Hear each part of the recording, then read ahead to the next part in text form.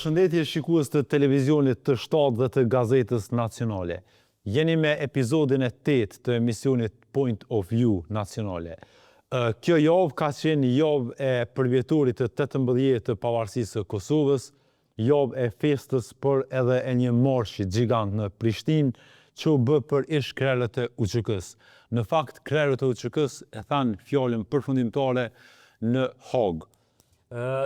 Pasi jemi veç të kjo pjesë, do më thonë Arbër, po lidhemi direkt e kemi gazetarin e Gazetës Nacionale Besian Beja, i cili ka qëndru për disa ditë në Hagë dhe ka përcjell prej afër edhe fjalën përfundimtare të ish krerëve atje. Besian, si je? Hej, përshëndetje. Ç'kemi? A mundesh më na i buni për mbledhje para shumë çka ndodhi? Unë ju marrë pranë për Hagës në Düsseldorf, shtësijëm në krepotën në Düsseldorf. Okej, se unë menova se Këty Prishtinë, po jemi konë Hagë prej të dilës, deri të mërkurën, do më thonë të i dje për janë kry krejtë seansat, edhe ju konë edhe herave të tjera, po tje ka qenë ndjesi ndryshe normalisht, kanë qenë krejtë familjarë të krerëve të UÇK-s, kanë qenë miq, kanë qenë shumë gazetarë të Kosovës, Shqipërisë, media ndërkombëtare, që kanë pas interes për me pa seancën e fundit në rastin e krerëve të UÇK-s. Një farë kombinimit të ndjesive, një farë çështje misterioze që se cili do t'jetë vendimi, po dhe një farë lumturie që morri fund procesi që ka nisë për nëntorit vitit 2020. Familjarë, do më thonë janë këgja me shpresë që një vendimi drejt do t'vjen, edhe një vendimi drejt si pas tyre nuk mundet që me qenë ndryshe përveç si vendimi pa pajësisë. Mbetet me u pa tash fati është në duart e gjyqtarëve, një gjyqtar amerikan, një zviceran edhe një gjerman. Irlandezi është rezervë. Besian, a mundesh me na vonë pak përshtypjet e tua personale, më tregu shikuesve ku keni qëndru ju në Hagë, çysh duket salla e seancës? Procedurat paka shumë për me hija, jeni leju. Po më duket po dëni më ma rrëzullit të shmërinë e teksteve që i kum bu, që i kum përshkru që tu. Po. Pra ata që se kanë lexuar tekstin, po. Ajo pomja gjykatës speciale, do më thonë për tim, e ki fillimisht ta lypi pasaportën me ta a jenë listë. Më pas, e ki sigurimin aty se ta jep një ID edhe ti vazhdo në kontrolën e partë. I ki prej cenët, që i jek në aeroport, do më thonë me rryba me ki cenët e metajra. Ashdën, edhe për me shku të galeria për publikun që është në pjesë naltë i bjensin ka dytë, do më thonë duhet me t'halu edhe një kontrol, sepse naltë nuk lejon telefona, nuk lejon pajisje teknologjike. Tërejt këto nga media t'i lojna në galerim për mediat, edhe bazdojna najtë. Më pas do më thonë kur gjitesh te galeria për publikun është komplet në gjama. Edhe është mundësia vetme do më thonë që të ti mundesh me komuniku me krerët e UÇK-s ose me personat e tjerë poshtë sallës veç me gjeste, me dur, do më thonë ose me naj vetëm tjetër komunikim jo verbal. Jënë mosa tash pra. A pati ai këso komunikime me juve gazetarëve prej krerëve të UÇK-s? Edhe ditën e hone, edhe ditën e mërkure, ata i përshëndesin krejt njëjtë, si familjarët, si miqt, si gazetarët, do më thonë, sepse ju drejtojnë të gjithve, se na jemi krejt me një hapësirë, krejt me një vend. Edhe normalisht që djeu konë shumë emocionuese, si do mos gjakus fjalimeve, kur i kom po familjarët e disa krerëve të UÇK-s në lëtë. Dhe është pak problematike me rujt objektivitetin në 100% në rast e tilla. Me gjithatë, në 2 ditë seancave i kom po ndoshta krerët e UÇK-s ma në disponim se asnjëherë tjetër. Okej, Besian, çatu do më thonë të pjesa ku jeni ju, atu kanë qenë familjarët e ish krerëve, ka qenë edhe Glauku Njuksa ke prej institucioneve, apo? Po, ditëve të fundit ka qenë ambasadori, Drendoli, edhe zoti Njuksa ka qenë i ullër në qendër Collësh edhe ka qenë afër. I ka pas njerin vlla të Hashim Fashit, djalin e Jakub Prasniqit, vllahën e Recep Selimit, bashkëshortën e Recep Selimit. Do më thonë edhe ky pozicioni i UG-s ka qenë me një farë unifikimi të gjithë së bashku. Do më thonë një gjeth që ra sy. Edhe gjatë gjithë kohës edhe zoti Njuksa edhe krerët e UÇK-s poshtë kanë shkëmby përshëndetje, do më thonë ndërmjet vete. Po. Okej, nëse s'ki diçka tjetër Arbër. Nëse moj do më thonë, na kena raportu që 6 vjetë regullisht, do më thonë, unë kom raportu që 6 vjetë nacionalja se 4 po bënë tash.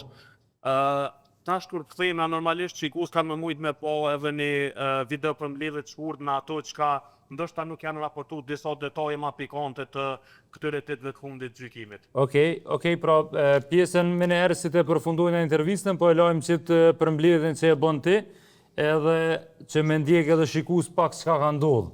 Okej, pra, Besian mos të marrim kohë edhe vazhdo dhe kthehem në redaksi. Hajde, shihemi. Faleminderit shumë. Atëherë po e ndjekim një storje prej Besian Behës live nga Haga për ditët historike të Kosovës dhe të procesit atje.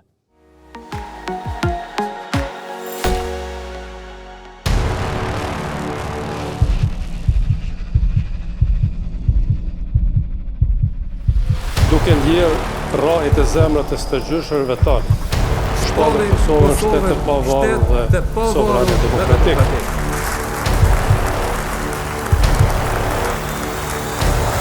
Unë e di kush jam. Unë e di çfarë kam bërë dhe çfarë nuk kam bërë. Ndodhem në vitin tim të 16 të burgimit. Vetëm se luftova për liri, pavarësinë e popullit tim. Për mua atë qenit bashkëluftarja dhe mjasharit është nderi më i madh që mund ta kish.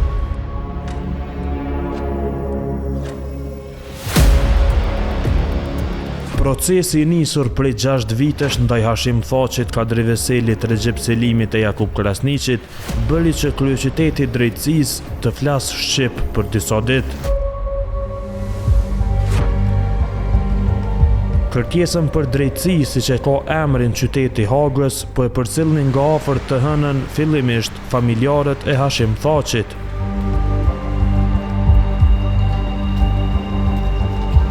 Gazetar nga Kosova, Shqipëria e Evropa i nënshtrohen kontrolleve të sigurisë, po njësoj sikur familjarët. Fjalët përfundimtare vazhduan e interesimi u shtua për të mërkurën e 18 shkurtit, kur pritej të flisnin 4 ish-krerë të UÇK-s. Pak metra nga gjykata ndërkombëtare e drejtësisë, vendi ku konfirmua pavarësia e Kosovës, gjendet qendra e paraburgimit në Hagë. Jo rrallë afër qendrës janë por bluzat Liria ka emër. E kur këto mbishtrime dominonin më 17 shkurt në Prishtinë në protestën më të madhe në Kosovën e pas luftës, afër burgut, situata ishte ndryshe.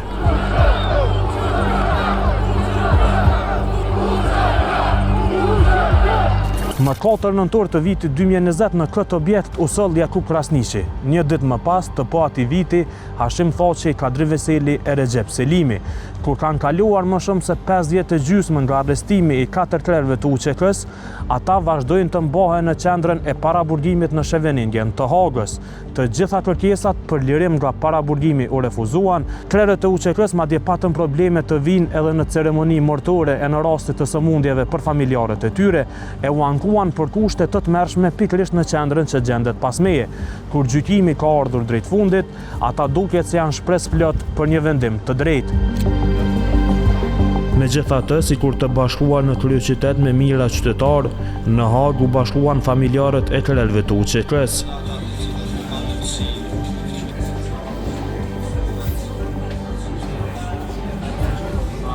Pavarësia u shënua edhe në Hagë. Ambasada e Kosovës atje kishte organizuar pritje shtetërore. Glauko Njufca nuk hezitoi ta thotë troq e në anglisht qëndrimin e tij për gjykatën speciale. I do so with concern about the ways in which Kosova's history has been targeted by false and inaccurate interpretations, particularly regarding the nature of our liberation war, NATO intervention, because Kosovo always was a joint project between domestic liberation population and international intervention, and our struggle for freedom. Yet your city's motto, which is peace and justice, gives me confidence that the truth cannot be suppressed or concealed. The truth will prevail. Mëngjesi i 18 shkurtit, siguria para gjykatës speciale ishte më e madhe se ditëve të tjera. Ende nuk është ora 8 e mëngjesit dhe është e mërkur 18 shkurt këtu në Hagë. Dita e fundit e gjykimit në rastin e krerëve të UÇK-s. Avokat, prokuror e gjyqtar po vinë për të dëgjuar fjalët e ish krerëve të UÇK-s. Le t'i ndjekim se çka kanë për të thënë ata. Kërkesën e njëjtë për drejtësi e kishin si familjarët jashtë, ashtu edhe thaqi e të tjerët brenda. Ju keni parë faktet, ju keni dëgjuar të vërtetën. Është vetëm një e vërtet, që akuzat nuk qëndrojnë. Unë jam plotësisht i pafajshëm. Ju kërkoj ta gjykoni secilin provë me durim dhe pa paragjykim, dhe nuk do të gjeni një ndërmarrje kriminale, por një histori njerëzore të formësuar nga shpresa dhe domosdoshmëria, nga besimi në fitore dhe në demokraci. Nëse kjo bindje për lirinë tonë gjykohet drejt këtu, atëherë drejtësia jo do të më shërbej mua, por do të nderoj parimin që krijoi këtë gjykatë. Pas gjithë këtyre viteve, ka edhe një element pozitiv. Shpresoj se trupi gjykues ta ketë pasur kohën e mjaftueshme për ta kuptuar se lufta jonë ishte e drejtë dhe se pretendimet e prokurorisë nuk qëndrojnë. Në fund të gjykimit tim, po ju drejtohem për të theksuar një pikë të vetme, por të jashtëzakonshme prej rëndësie. Gjykata duhet me çdo kusht të mbrojë drejtësinë, të vërtetën dhe pa-anësinë. Kjo nuk është thjesht një detyrë ligjore, është kontributi i saj i madh dhe trashëgimia që do të mbetet prej kësaj gjykate. Të bindur me kërkesën e njëjtë ishin edhe avokatët. There was no lack of information, and as I said in my closing remarks, when propaganda was causing genocide in Rwanda and when it was causing crimes committed by Milosevic in Bosnia and in Croatia, it was known immediately that this propaganda was causing crimes. And it was not until 20 years after the war in Kosovo that the SPO came forward and said suddenly the KLA caused problems with communiques. So we don't believe it to be a credible allegation, but we'll see what the judges say. If the evidence is assessed in totality, we are confident that the judges applying the burden of proof rigidly will acquit Mr. Krasniqi on all counts. Tash, Haga për gjithçka pritet të jetë qetë për disa muaj, në fakt qetësi para stuhisë. Ishte nëntori i vitit 2020, Hashim Thaçi, Kadri Veseli, Recep Selimi e Jakub Krasniqi u arrestuan e u sollën këtu në Hagë. Kur po bëhen më shumë se 5 vjet e gjysmë që ata janë të arrestuar, procesi tek tash e ka parë fundin. Në dhomat e specializuara të Hagës është përmbyllur procesi gjyqësor e gjyqtarët janë tërhequr për vendimin e madh.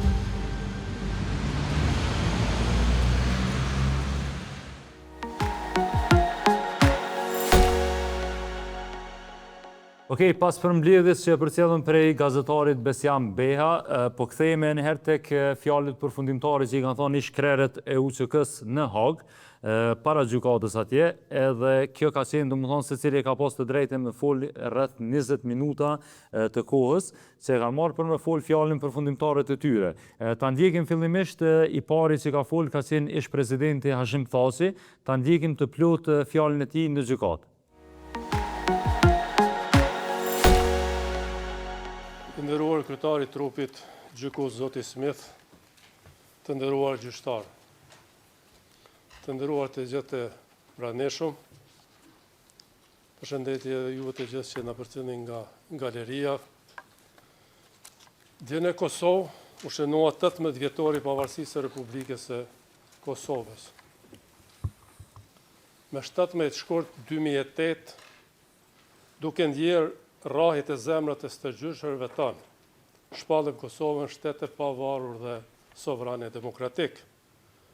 Dëshiroj që sot nga kjo sallë të përcjell urimet më të përzemërta të gjithë qytetarëve të Republikës së Kosovës për këtë festë madhështore.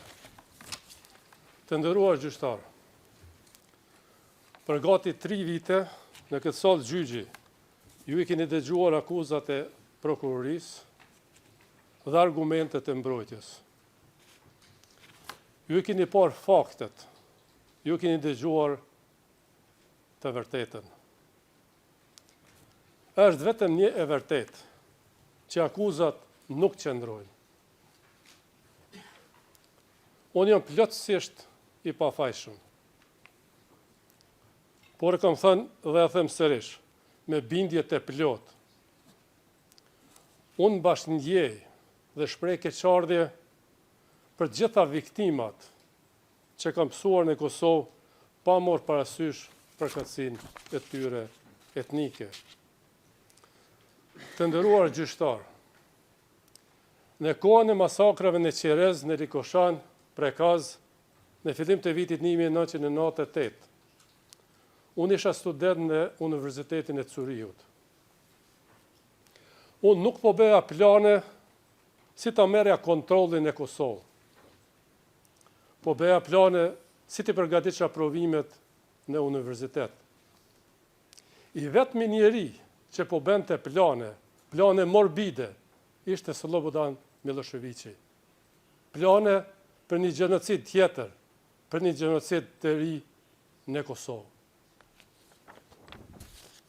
Prandaj, si shumë qytetarë të tjerë, kosovarë, edhe unë, me heret, u detyrova të lëshoj Kosovën. Sepse regjimi Miloševićit me kishte ndjekur. Ai me kishte dënuar në mungesë, me akuzën se kisha shkelur ligjet e tij diskriminuese. Me vonë, po i njëjti regjim do të dënoj në mungesë edhe presidentin Clinton, edhe sekretarin Albright, edhe kryeministrin Blair, edhe kancelarin Schröder, edhe presidentin Chirac, edhe sekretarin e përgjithshëm të NATO-s, zotin Solana dhe të tjerë, dënimin e mungesë. Prandaj duke i parë masakrat ndaj popullit tim, unë, si dhe shumë të tjerë, nuk mund të qëndroja indiferent. Vendosa të kthehem në Kosovë, në pranverë 1998. Ky ishte vendim krejtësisht personal i imi, i askujt tjetër. Sepse nuk mund të qëndroja anash, ndërsa familja dhe populli im përballej me shfarosjen. Bëra që do të bënte secili prej jush, nëse vendi juaj, populli juaj, do të përjetonte atë që përjetoi populli im. Për këtë jam shumë krenar, dhe nuk i bie pishman asnjëherë. Të nderuar gjyqtar, Prokuroria pretendon se qëllimi ishte marrja dhe ushtrimi i kontrollit të Kosovës. Kjo jo vetëm që është plotësisht e pavërtet, të absurde, po është edhe thellësisht ofenduese. Është ofendim për kujtimin e mira heronjve që dhanë jetën për liri. Është ofendim për dhjetra mira viktimat e pafajshme të vrarë gjatë masakrave.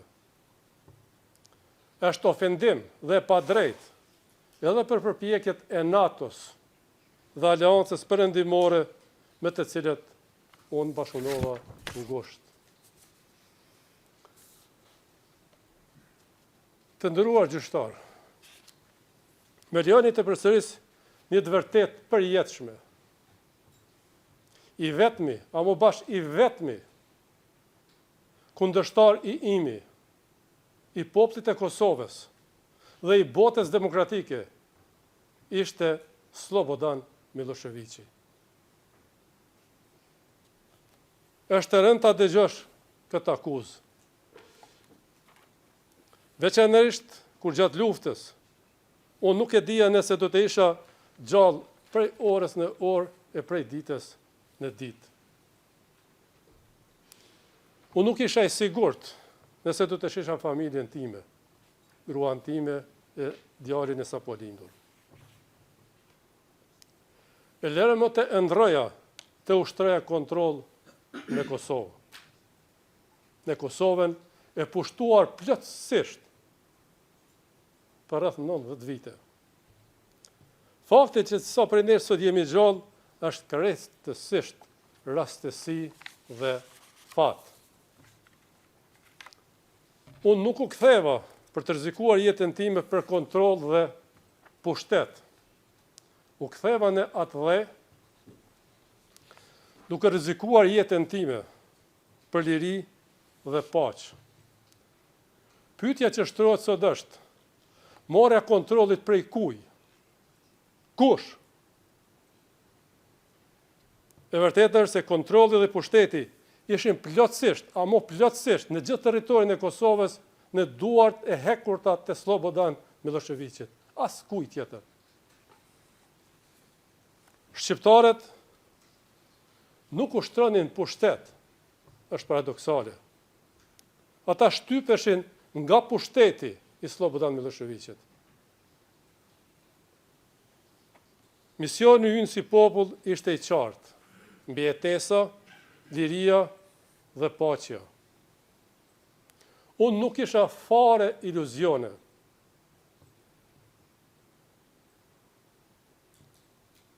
Por, shpresa e jone vetme për shpëtim ishte bota demokratike, Shtetet e Bashkuara të Amerikës dhe NATO.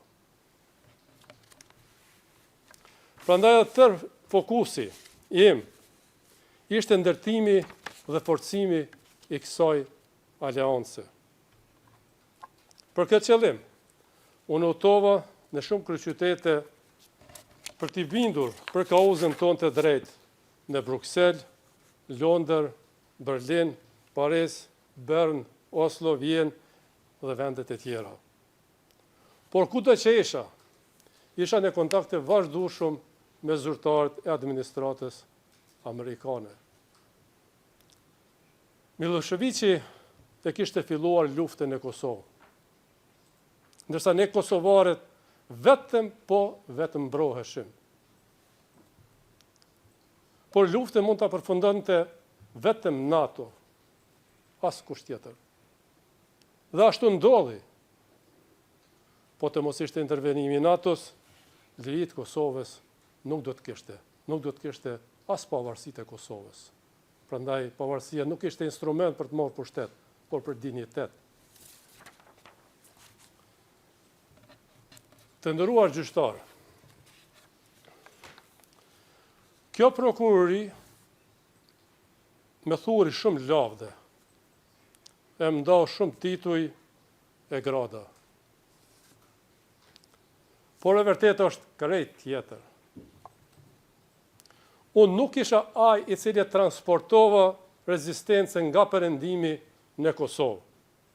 Unë ju bashkova rezistencës në Kosovë. Nuk ishte kthimi im nga perëndimi arsye pse UÇK-ja po masivizohej. Arsyeja ishte Slobodan Miloševići. Dhe askush më bukur nuk e ka thënë se sa sekretari i shtetit Mehmet Albright. Citoj: Miloševići me sjelljet e tij ndaj popullit e Kosovës është rekrutuesi më i madh i ushtrisë çlirimtare të Kosovës.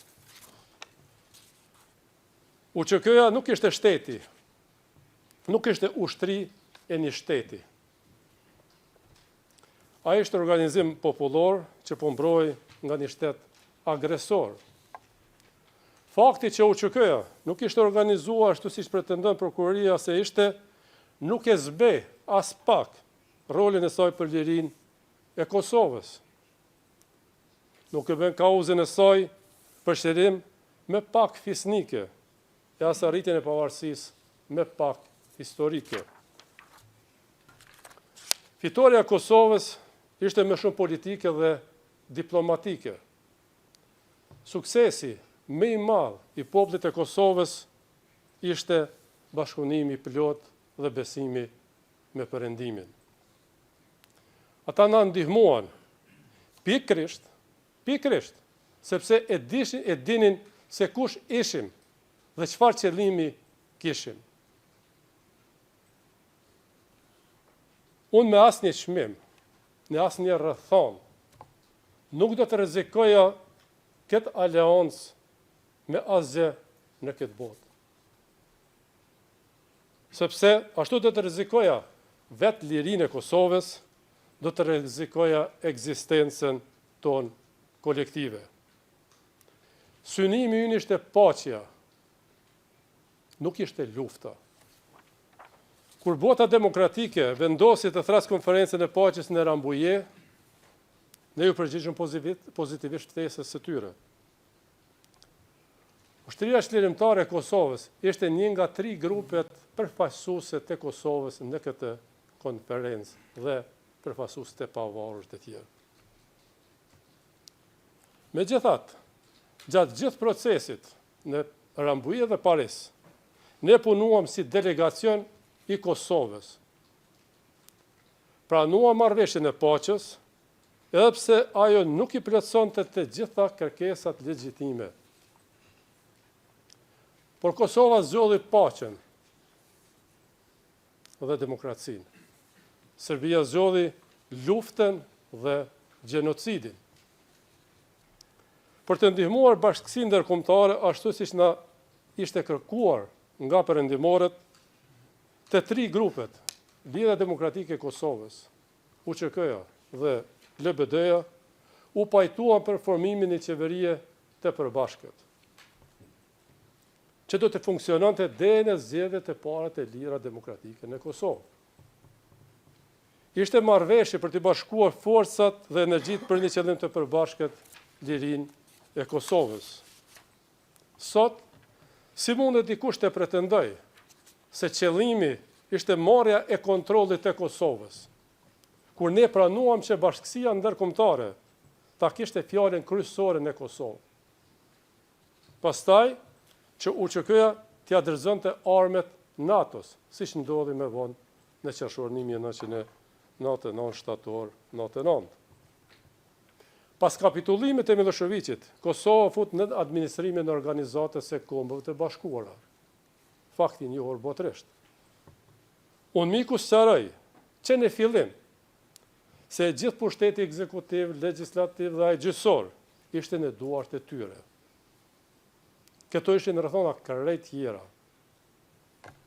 Më pas, unë punova me UNMIK-un dhe me partitë e tjera politike, për të ndihmuar në zbatimin e mandatit në të mirë të popullit të Kosovës. Punova me strukturat e përbashkëta të UNMIK-ut. Të nderuar gjyqtar, gjatë tërë kësaj kohe, i vetmi pushtet që kisha unë ishte pushteti i zërit tim. Dhe të nderuar gjyqtar, siç e keni parë gjatë procesit gjyqësor, unë e përdora zërin tim për të promovuar një shoqëri shumë etnike, tolerante në vendin tim në Kosovë. Unë u bëra thirrje serbëve lokal që të qëndrojnë në shtëpitë e tyre dhe të ndërtojnë një jetë të re së bashku me ne. Edhe ata, pra serbët dhe komunitetet tjera, sikurse edhe ne, ishin viktima të Miloševićit. Nuk ishte dhe s'pak e lehtë të bëje këtë, pas tërë asaj që kishte ndodhur. Por ishte gjëja me drejt dhe me e dur që mund të bëja. Kur në Kosovë po hapeshin varre gjithandej për mijëra viktima, mijëra të zhdukur nuk gjindeshin, mijëra pengje shqiptare ishin marrë me vete në Serbi, dhimbja ishte e thellë dhe kolektive. Ajo që mund të beja, ajo që po beja, mund të kishte edhe pasojë fizike, por edhe elektorale. Por Kosova ishte më e rëndësishme se sa fati im personal. Pas hyrjes së NATO-s në Kosovë dhe largimit të forcave serbe, qytetarët e Kosovës nuk po luftonin. Ata po festonin lirinë e shumë pritur. Gjatë 9 viteve të para pavarësisë, do të thotë 1999-2008, ne ishim qytetarë të OKB-s në vendin tonë. Gjatë kësaj kohe, unë i bëra thirrje popullatës të kishte durim, të ishin tolerant, të bashkuar dhe të kishin besim të partnerët ndërkombëtar. Pavarësia ishte fryt i aleancës tonë me botën demokratike. Pas pavarësisë, punova me Bashkimin Evropian, me SHBA-n dhe faktorë tjerë relevant për normalizimin e raporteve me Serbinë. Të nderuar gjyqtar, ajo me të cilën u përballëm nuk ishte vetëm periudha e luftës. Ishte një shekull shtypje dhe apartheid. Traumat kolektive shkaktuan edhe ndjenjen e fortë e zemërimit dhe hakmarrjes gjatë dhe pas luftës. Presidenti Clinton erdhi në Kosovë më njëherë pas luftës dhe na tha: "Ne e fituam luftën, ndërsa ju duhet ta fitoni paqen." Unë mora këtë mesazh shumë seriozisht. E përdora zërin tim për të bërë thirrje për paqë, tolerancë dhe unitet. Gjatë pjesës më të madhe pas luftës, deri në shpalljen e pavarësisë, unë nuk isha në pushtet, isha jashtë pushtetit. Edhe ku era në pushtet, ku marrë me fitore elektorale. Por gjatë tërë kohës, unë respektova normat demokratike dhe rezultatet e zgjedhjeve. Dhe kurdo që partia ime ishte në pushtet, ishte gjithmonë në koalicion me Lidhjen Demokratike të Kosovës dhe parti tjera politike shqiptare dhe jo shqiptare. Së bashku e bëm shtetin, Kosovën shtet realitet. Por, të nderuar gjykatës, propaganda ruse dhe serbe nuk do të na falnin lehtë. Pasi dështuan ta delegjitimojnë pavarësinë e Kosovës në gjykatën ndërkombëtare të drejtësisë këtu në Hagë, atë e mësyn Këshillit e Evropës. Ringjallën pretendimet e tmerrshme për trafikim organesh. Pretendime këto që ishin hetuar edhe më parë nga Tribunali i Hagës, nga UNMIK-u dhe EULEX-i. Dhe ishin hedhur poshtë si të pa baza. Sapo u publikua raporti Dikmartit, si kryeministri i Kosovës, atko mblodha përfaqësuesit kryesor ndërkombëtar, ambasadorët e Kuintit në Kosovë dhe udhëheqësit e EULEX-it. Kërkova dhe një tjetër hetim të pavarur. Ata premtuan se do të heqin rrën e zezë mbi Kosovën. E vërteta është që propaganda ruse dhe serbe manipuloi Dikmartin. Ai ra viktim e fushatës së tyre. Ata e ushqyen me informacionet e rreme dhe në fund tentuan edhe ta vrisnin për të na fajsuar neve. Qëllimi ishte shumë i qartë, të diskreditoj projekti me suksesshëm politik dhe ushtarak ndërkombëtar në dekadat e fundit, storia e suksesit të Kosovës.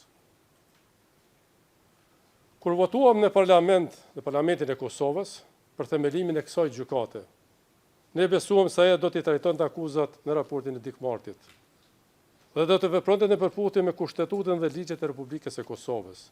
Në praktik, asnjëherë as tjetra nuk ndodhi. Unë jam kritikuar shumë dhe kritikova ende në Kosovë. Pse mbështetëm themelimin e kësaj gjykate?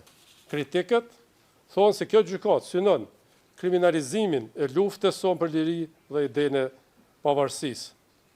Këtë nuk i kam besuar në atë kohë kur e votuam, por uroj sinqerisht që koha të dëshmoj që unë kisha të drejtë e kritiket e kishin gabim. Kjo prokurori në vend që të heqë rënë e zezë Kosovës, kërkon t'ja zjet diellin me një stuhi të zezë, të ashtu quajtën ndërmarrje e përbashkët kriminale.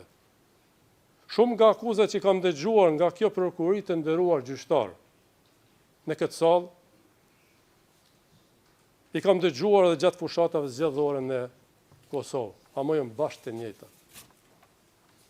Është e vërtet e dhimbshme që kjo prokurori përpiqet të hedhë poshtë në shmitë të zyrtarët e lartë të NATO-s, Shtetit Bashkuar të Amerikës, Britanisë së Madhe dhe OKB-s në këtë gjykatë.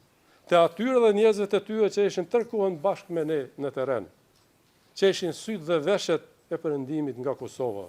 Për me keq, kjo prokurori pretendon se unë pas kam qitur në lajthitje gjatë gjithë kohës së luftës. Kjo është krejt qesharake. Si duket, kjo prokurori sërisht me mbiqmon më tepër se që meritoj. Nga ana tjetër, kjo prokurori lartëson në qiell dëshmitë e fabrikuara nga epoka e regjimit të Slobodan Miloševićit. Kështu, ajo i njërën edhe vetë të vërtetën. Të nderuar gjykatës, krejt në fund. You've exceeded that. Ju ka 2 minutë maksimum. dhe tha që keni kaluar kohën që është të caktuar. Në Rambuje, unë mbështeta kërkesën që tribunali për Jugosllavin të jetoj krimet e supozuara nga të gjitha palët, ndërsa nga përfundimi i luftës të gjitha kompetencat për hetimin e krimeve të luftës ishin në duart e ndërkombëtarëve, Tribunalit për Jugosllavin, UNMIK-u dhe ULEX-i. Unë mbështeta punën e tyre. Asnjë akuzuar në Kosovë për krime luftës nuk ishte arratisur dhe madje asnjë gjam nuk është thyer për kundërshtuar proceset ligjore gjatë 25 viteve të pas luftës. Pas shpalljes së pavarësisë, kur unë isha kryeministër i Kosovës, unë u pajtova që hetimet e pavarur për krime lufte të mbesin në duart e ULEX-it. Si president i Kosovës, angazhova ekspert, eminent ndërkombëtar dhe vendor të gjitha komuniteteve për të krijuar një forum të drejtësisë tranzicionale për viktimat, Komisioni për të vërtetën dhe pajtimin. Por e vërteta është se drejtësia për viktimat nuk mund të ndërtohet duke ndjekur të pafajshmit. Pajtimi nuk mund të ndodhë me ndjekje selektive dhe një etnike. Të nderuar gjyqtar, fjali e fundit, gjatë gjithë jetës sime unë isha përkrah popullit të Kosovës, në mbrojtje të lirisë, jetës dhe dinjitetit njerëzor. Gjithmonë duke u hequr nga idealet perëndimore të demokracisë, barazisë dhe drejtësisë. Sot, në përfundim të këtij procesi, e kam vetëm një lutje të nderuar gjyqtar për ju, që vendimi juaj të jetë në përputhshmëri me Kushtetutën e Kosovës, ligjet, provat dhe faktet. Dhe provat e paraqitura e bën shumë të qartë se akuzat nuk qëndrojnë. Prandaj, i vetmi vendim i drejtë është pafajësia e plot. Ju faleminderit shumë.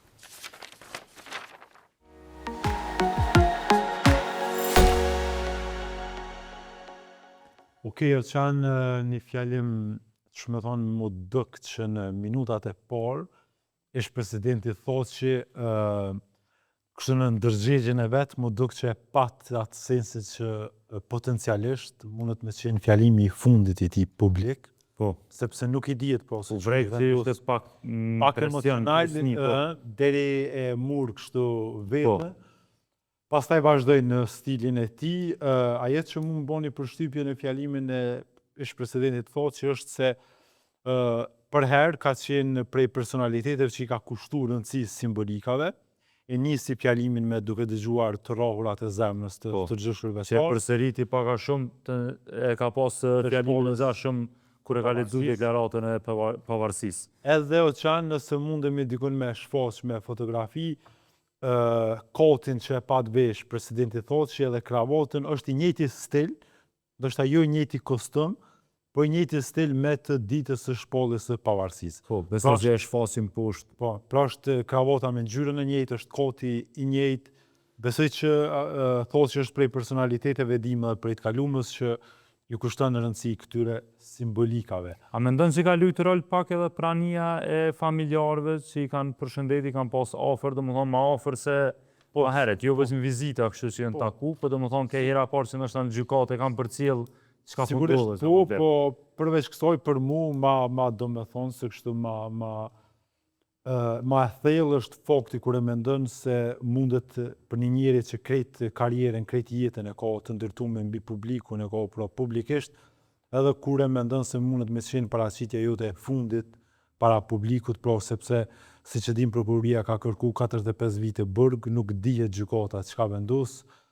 Kështu që besoj që prandaj kanë qenë ngarkesat, po prap se prap u mbajt edhe në pas minutës 3 ose të 4 u kthy në atë hashkëthosjen që e njohim edhe vazhdoi fjalim pak ma emocionale që nuk i kemi fjalimet e tjera të plota dhe mos me ngarku shumë emisionin, po besoj i keni po kemi inserte të fjalimeve të ish-kryetarit të grupit parlamentar të vetëvendosjes Recep Selimi, cili ka qenë një ndër akteret ish-kre i UÇK-s, e kemi fjalimin e Kadri Veselit si dhe të Jakub Krasniqit.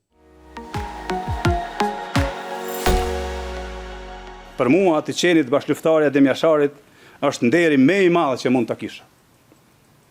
Po ashtu konsideroj edhe nder, edhe cilësimin si një nga themeluesit kryesorë të UÇK-s. Nëse këto cilësime shndrohen e akuza, atëherë problemi nuk qëndron te unë, por tek ata që i trajtojnë nderin dhe përgjegjësinë historike si faj. Po, kam mbartur armë. Armët për ne ishin mbijetesë. Shumë nga bashkëluftarët e mi kanë vdekur duke siguruar ato. Ne kërkuam ndihmë dhe armë edhe nga vendet mike, përfshirë edhe Shtetet e Bashkuara të Amerikës, gjë që është trajtuar edhe në këtë sallë. UÇK-ja nuk kishte qëllim tjetër përveç lirisë. Nuk kishte plane për të sulmuar civil apo kundërshtar politik. Ushtria Çlirimtare e Kosovës nuk ishte parti politike, ishte ushtri çlirimtare. Madje, edhe nëse lufta në Kosovë nuk të ndalej në qershor të vitit 1999 dhe do të vazhdonte deri në ditën e sotme, unë ende do të isha ushtarja dhe utin. Kuptohet, nëse nuk do të isha vrarë deri më tani, për çka gjasat ishin reale. Unë e di kush jam. Unë e di çfarë kam bërë dhe çfarë nuk kam bërë. Veprimet e mia kanë qenë njerëzore dhe ligjore. Dërgjegja ime është e pastër. Historia ime është transparente. Tani çdo kush mund ta shoh atë edhe në këtë proces gjyqësor. Duke mbyllur fjalën time, nderuar trup gjykues, me respekt për secilin në këtë sallë, edhe jashtë saj. Edhe pse mund mos pajtohemi, duhet të theksoj, ne të gjithë jemi qenie humane, me prirje dhe mendime të ndikuara nga ata që na rrethojnë dhe ambienti ku jetojmë. Besimi im tek e vërteta dhe drejtësia mbetet i palkundër. Dhe dua të besoj fuqishëm se në vendimin tuaj do të mbisundoj. Vetëm e vërteta, pa anësia, drejtësia edhe ligji. Qëndroj sot këtu para jush të nderuar gjyqtar, jo se një kriminali që përshkruan akt akuza e prokurorisë, por si një njeri i lindur dhe i kalitur në luftra për dinitet njerëzor, nga një popull ose në një popull që refuzoi që të zhdukej nga politikat e krimit dhe të gjenocidit të Serbisë. Ndodhem në vitin tim të 16 të burgimit, vetëm se luftova për liri pavarësinë e popullit tim. Thash, në vitin e 16 se 10 vite e më tepër burg i kam kaluar nga viti 1981 deri në vitin 1991. Të kesh kaluar 16 nga 75 vitet e jetës në burg dhe të jesh privuar nga ajri i lirisë, nuk është diçka e vogël, është diçka e madhe. Për të gjithë vëmëtarin time politike, të nderuar gjyqtar, vërtet jam krenar.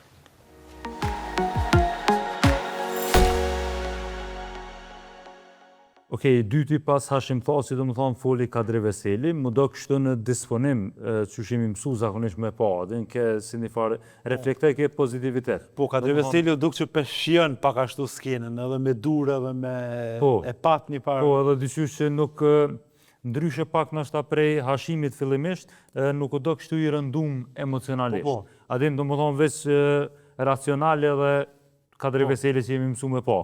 Pastaj ke Recep Selimi. Po, në kuptimin e fjalimit fuqishëm, mendoj që fjalimi Recep Selimit ishte fjalimi kështu ma, si me thonë, pat përmbojtje dhe poetike, se Recep Selimi në ndërtimin e ko është artist, e pat fjalimin, si me thonë, armët, po, kam bardhur armë, ato i kam pasur për të mbrojtur, adhe një poetizum ishte fjalimi. Po, edhe trege një pjesë krenarijet vetë, do më thonë e përmendi edhe që ka qenë bashkë tyftarët, bashkë me Adem Jasharin, edhe tha për këtë pjesë, do më thonë, në fakt, se cili prej tyre e ceki që nuk janë pishman për angazhimin e tyre, do më thonë, krejt të regojshin histori që kanë qenë duke ndërtu një jetë. Veç që fjalimi e Recep Selimit, dyqysh të shabet edhe me pos moskën, sikur atër kur ka ndollë, që është me qatë rritë. Po, do më thonë, është i zjarët prapë, atin t'inglëm prapë i zjarët edhe me mushën që ka, edhe në situatën ku ndodhet, rrethona që ndodhen.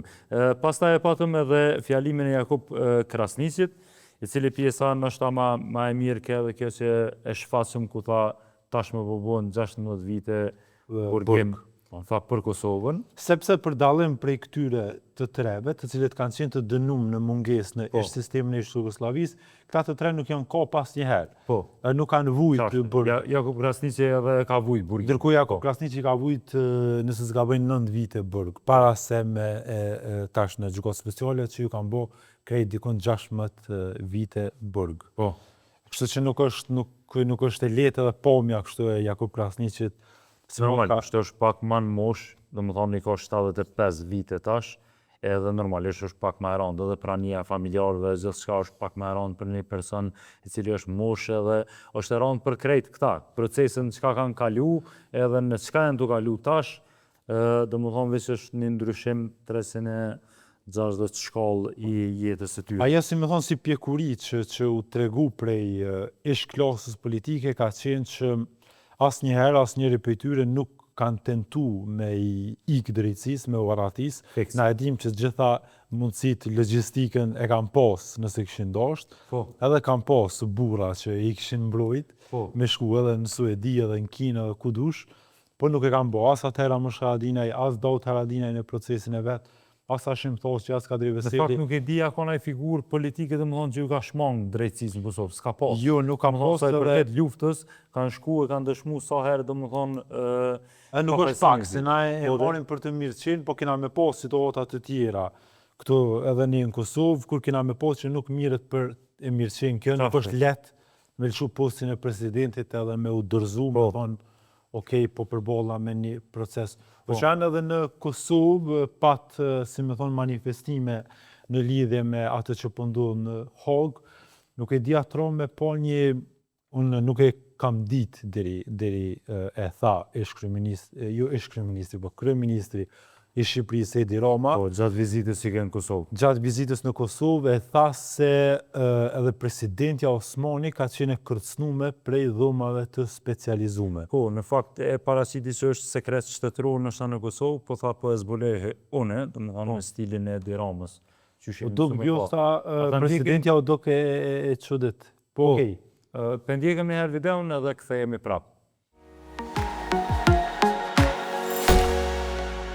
Tani, mund tjetë sekret shtetëror të në Kosovë, por nuk është sekret shtetëror për mua, që edhe presidenti e Kosovës është kërcënuar. Dhe këtë gjë nuk e dini sepse nuk është thënë asnjëherë, po e them sot. Është kërcënuar sepse nuk ka lejuar që prokurorët të dhunonin zyrën e institucionit president Kosovës, se me demek do kërkonin edhe aty provat e krimeve kundër njerëzimit. Gjë që natyrisht do ta vendoste Kosovën në sytë e botës, një shtet ku deri në zyrën e presidentit gjenden prova për krime kundër njerëzimit. Dhe kërcënimi i presidentes ka zgjatur 2 vjet. Por për derën e saj dhe për derën e Kosovës, ajo e ka ndaluar ligjin tim.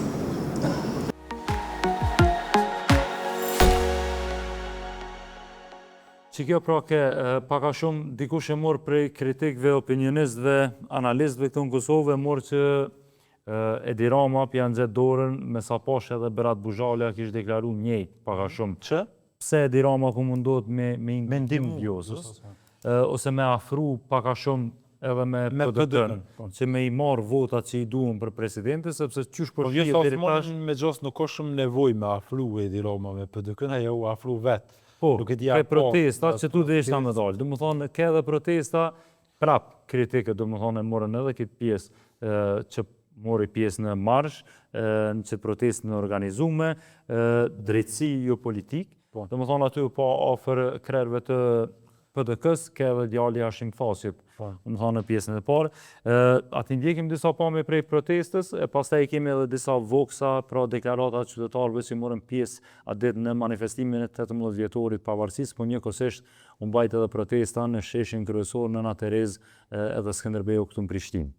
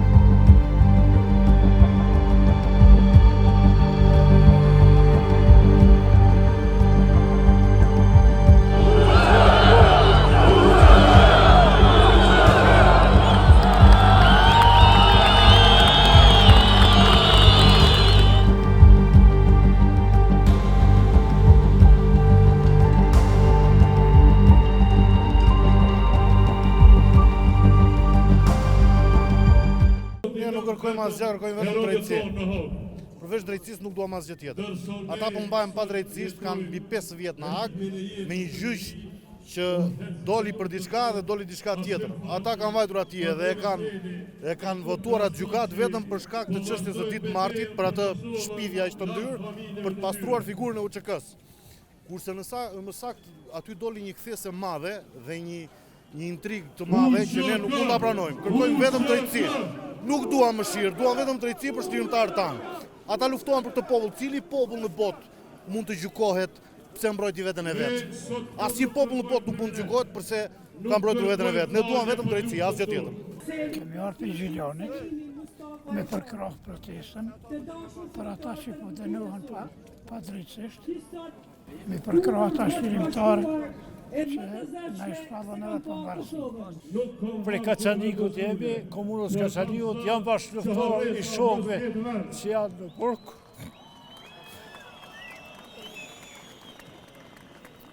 Po kërkojmë drejtësi, nuk kërkojmë asgjë tjetër.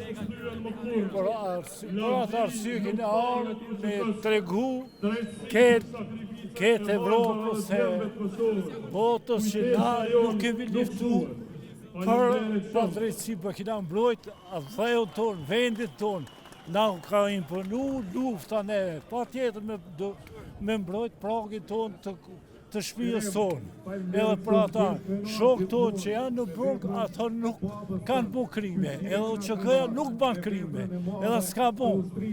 E shokët tonë sot gjindot në burg atje, pa drejtësi. Na jemi të kërku drejtësi, jo tjetër sen.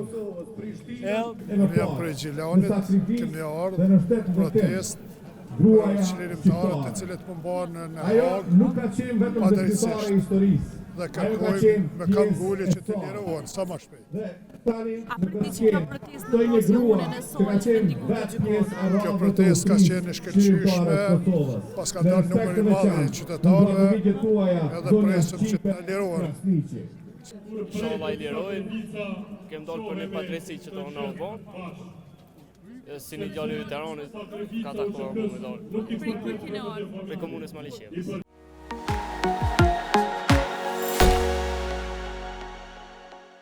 Atëherë dita përvjetori i pavarësisë Kosovës, si më thonë, është ngjarje edhe për neve gazetarëve që i përcjellim qoftë prej terenit, qoftë prej redaksisë, krejt ato që ndodhin, po pak ma speciale këtë përvjetor të pavarësisë për mu ma boni nipi i legjendës Agim Ramadanit Katanës, i cili ma dërgoj një video të Agim Ramadanit ditën kur është nis prej Zvicrës, prej Zyrihit, për me ardhur me luftu në Koshore, edhe mënyra se si ai flet gruas së tij me bindje se luftën do ta fitojmë, si më thonë, kanë pamje që nuk i kemi pa asnjëherë të Agim Ramadanit, ashtu na për shpe, të fol me gruan e vet, duke ju drejtu modest i thjesht, duke ju drejtu fisnike luftën do ta fitojmë.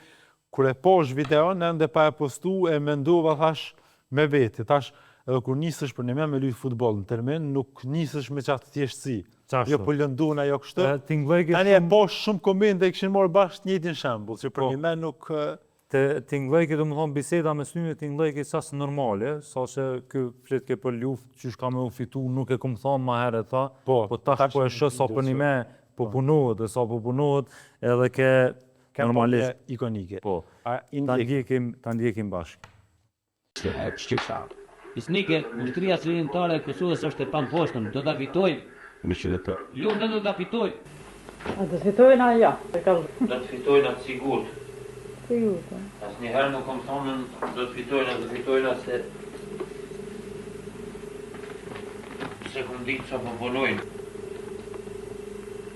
Edhe kom ditë që sot që punojnë në qëtër punë lypet. E tash të thëmë që fitojnë. Është pyetje veç dita kur shpa dhe korja.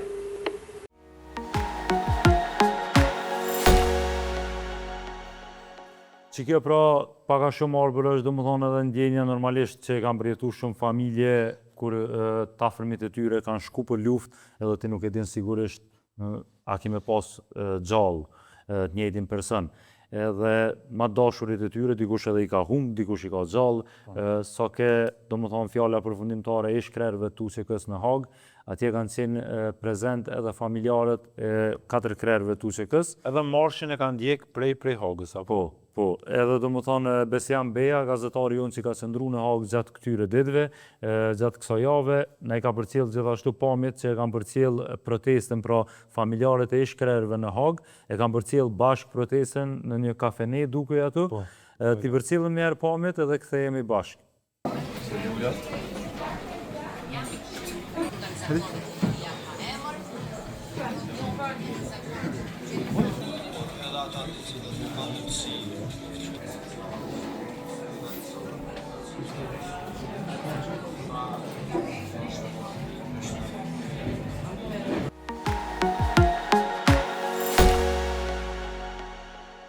Okej, ajo që ishte, si me thonë, pozitiv edhe në kontekstin institucional, ishte se tashmë Ministri Jashtëm dhe zëvendës Kryeministri Glauko Njufca mori pjesë në Hagë gjatë fjalës përfundimtare, aty në pritje të përvjetorit të pavarësisë së bashku me ambasadorin e Kosovës në Holandë edhe me mesqit Kosovës atje, Njufca mbajti një fjalim edhe në gjuhën angleze edhe në gjuhën shqipe, duke kërku drejtësi për e shkrerët e UÇK-s. Ta ndjekim.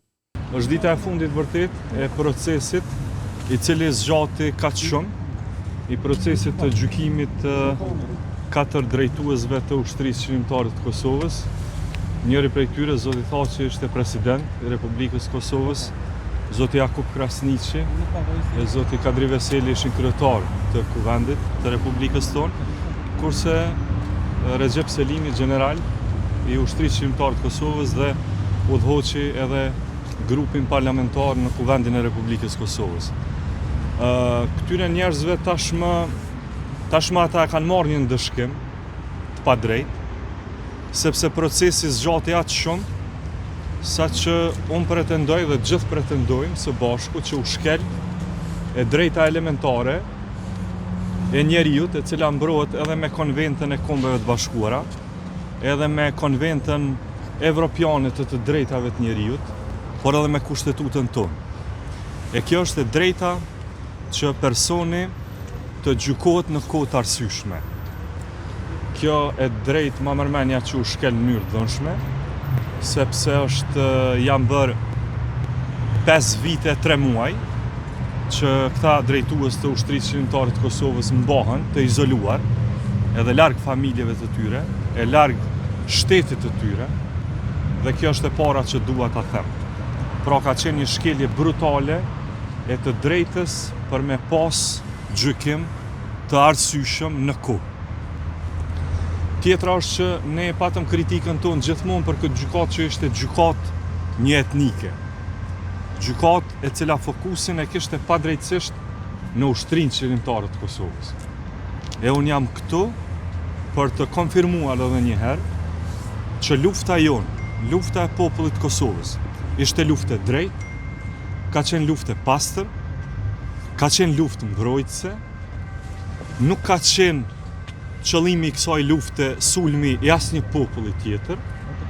Targeti vetëm i uniformave të UÇK-s ishte policia dhe ushtria sërbe, njerëzit e uniformuar okupator që bën gjenocidin në Kosovë, që vran fëmijë, që vran gra dhe që vran pleq, e që i mbytën mbi 12.000 qytetarë të Republikës sonë. Kundër këtyre njerëzve ishte drejtuar lufta e ushtrisë qëllimtare të Kosovës. Dhe këtë të vërtet nuk ka asnjë institucion. Këtë të vërtet nuk mund ta ndryshoj asnjë gjykatë. E çka po përpiqet të ndodh brenda kësaj gjykate është shtrembrimi i historisë, sepse edhe baza mbi të cilën u ndërtua kjo gjykatë, që është raporti i Dick Martit, doli një raport i gënjeshtër.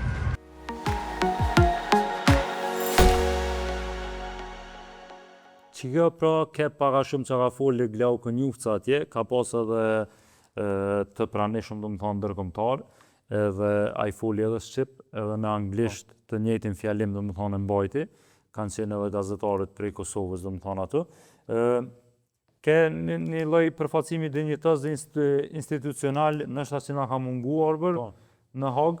Po dhe fjalimi ke i kujdesshëm, do më thonë kërkoj drejtësi, qashtu qysh i takon një diplomati, të institucioneve, si më thonë, prej procesit që e kemi po në Hag, Besioni e ka përcjell ma shumë, po për atë sa kemi po, është e mjaftueshme, si më thonë, edhe na si gazetar, nashta, me kërku veç me u shqyrtu provat edhe me pas drejtësi. Nuk do më thonë, me thonë që shpallnit pa fajshëm ose ku ta dion, po mjafton me pas drejtësi edhe për një me në njërën anë kanë qenë dëshmitar të mbrojtjes Wesley Clark e James Rubin, në anën tjetër e kemi pas çfarë prova ka prezentu specialja, kështu që nashta mjafton veç mos me u politizu edhe me pas drejtësi të vërtet, edhe po besoj për 3 muaj është maksimumi kur do të me u shpall akt gjykimi.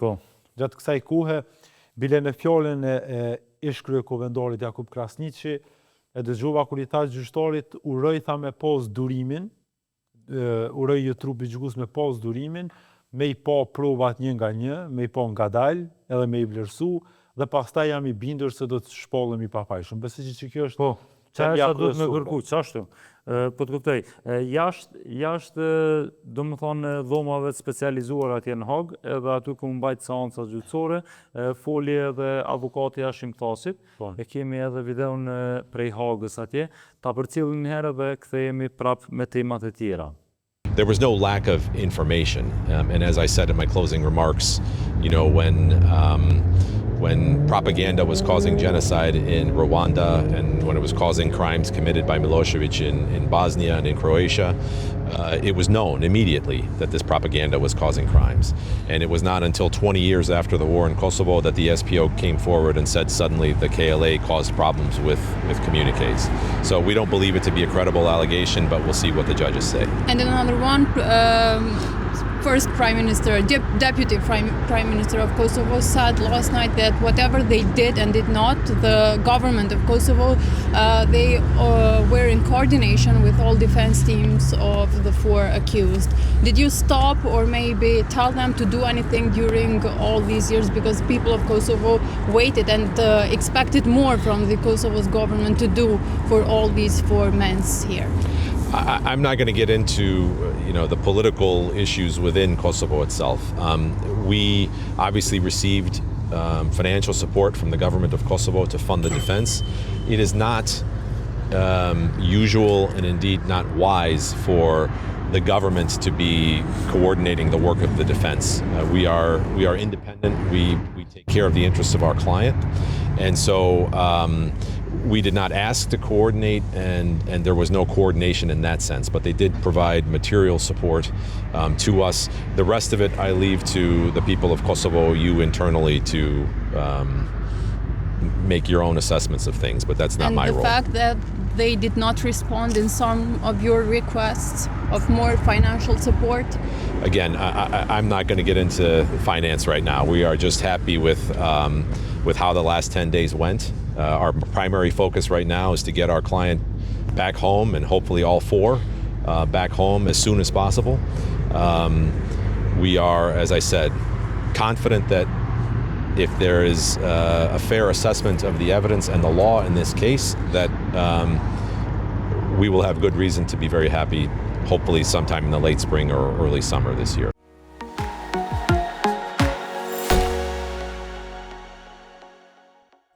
Okej, qysh e keni pa dhe qysh ju kemi thonë, Eriola Caca është gazetarja e Gazetës Nacionale që i përcjell seancat gjyqësore. Nëse keni në rast, do më thonë në gjykatë që ju mendoni që duhet më ndjek prej afër edhe është e hapur për publikun e mediat, atëherë mundeni edhe me kontaktu Eriolën direkt ose tek Gazeta Nacionale me bo kërkesë.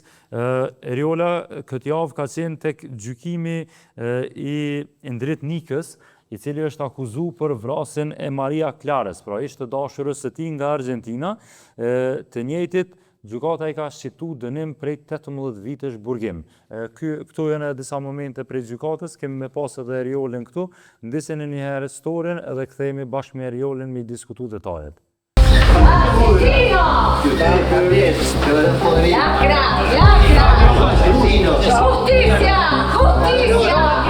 La verdad siempre prevalece la verdad prevalece. La verdad prevalece. Me dënim e burgim kozgjate prej 18 vite. Clarita tuvo justicia. Gracias Kosovo, gracias. Është shpallur fajtor Endrit Nika për vrasjen e të dashurës së tij argjentinase. Vendimi u dha sot në gjykatën themelore të Prishtinës dhe i njëjti u dënua me 18 vite burg. Ngjarja kishte ndodhur me 1 gusht të vitit 2023, ku Nika dyshohet se kishte shtyrë nga kati i 6 i një hoteli në Fushë Kosovë të dashurën e tij. Në emër të popullit merr këtë gjykim. I akuzuari Endrit Nika është fajtor për veprën penale vrasje e rënd nga 173 paragrafi 1.1.3 të Kodit Penal të Republikës Kosovës. Andaj gjykata në bazë të dispozitave ligjore të Kodit Penal të Republikës Kosovës dhe të Kodit Procedurës Penale të Republikës Kosovës të akuzuarin Endrit Nika e gjykon me dënim e burgim kozgjate prej 18 vite, i cili dënim do të ekzekutohet nga dita kur gjykimet në formën e prerë. Siempre prevalece la verdad prevalece. La verdad prevalece. Urdangaray puede descansar en paz. Sot Maria Clara Urdangaray mundet të pushojë në paqe. A pesar de todas las dificultades. Përkundër të gjitha vështirësive. Desde un principio fue difícil. Ka qenë vështirë që nga fillimi. Recuperarla. Për ta rikthyer. Pero nosotros siempre confiamos en la justicia de Kosovo. Por ne gjithmonë kemi besuar në drejtsinë e Kosovës. Ponemos en alto el valor del fiscal, que siempre se comprometió a esclarecer la verdad. E vlerësojmë shumë punën e prokurorit që gjithmonë është përkushtuar për ta treguar të Armen vërtetën. Hameti. Armen Hameti. Y hoy lo demostró. Dhe sot e ka dëshmuar. Con todas las angazhimin e pruebas, tij. siempre defendió la verdad. Me të gjitha provat gjithmonë e ka mbështetur të vërtetën. Clarita tuvo justicia. Gracias, Kosovo. Gracias. Gracias. Klara e ka marrë drejtsinë dhe i falenderojmë të gjitha autoriteteve të Kosovës për këtë drejtësi. Dhe gjithë shoqërisë për mbështetjen që kemi marrë nga e gjithë shoqëria. Vajza jonë vazhdon të jetë e vdekur. Asgjë nuk mund të na ngushëlloj. E ai vazhdon të jetoj. Ndërsa vajza jonë ka përfunduar e vdekur. De la forma más cruel. Në formën më brutale.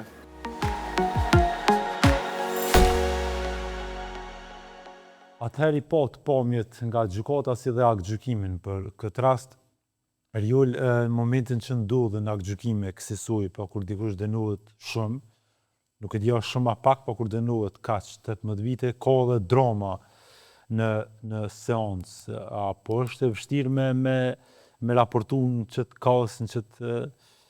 Vështërsia punë natyrisht që vjen, ajo që ka ke sot është se familjarët e viktimes këtë rast nuk kanë qenë të mlefosur ndaj trupi gjykues që edhe ndodh në seancat e kaluara. Në seancat tjera, këta kanë qenë drejt për drejt me familjarët e të akuzumet, edhe kanë pritë që deri të përfundon gjithçka dhe me e shfaq mlefin e tyre ndaj familjarëve të akuzumit. Nona e soj, pro argentinosja e ka përcjell procesin edhe në seanca tjera, apo ishte vetëm për aktgjykimin? Jo, këta shumicën e rasteve, shumicën e kohës për shqyrtime gjyqësore janë lidh edhe në mënyrë drejt për mes live dhe mjeteve teknike të gjykatas.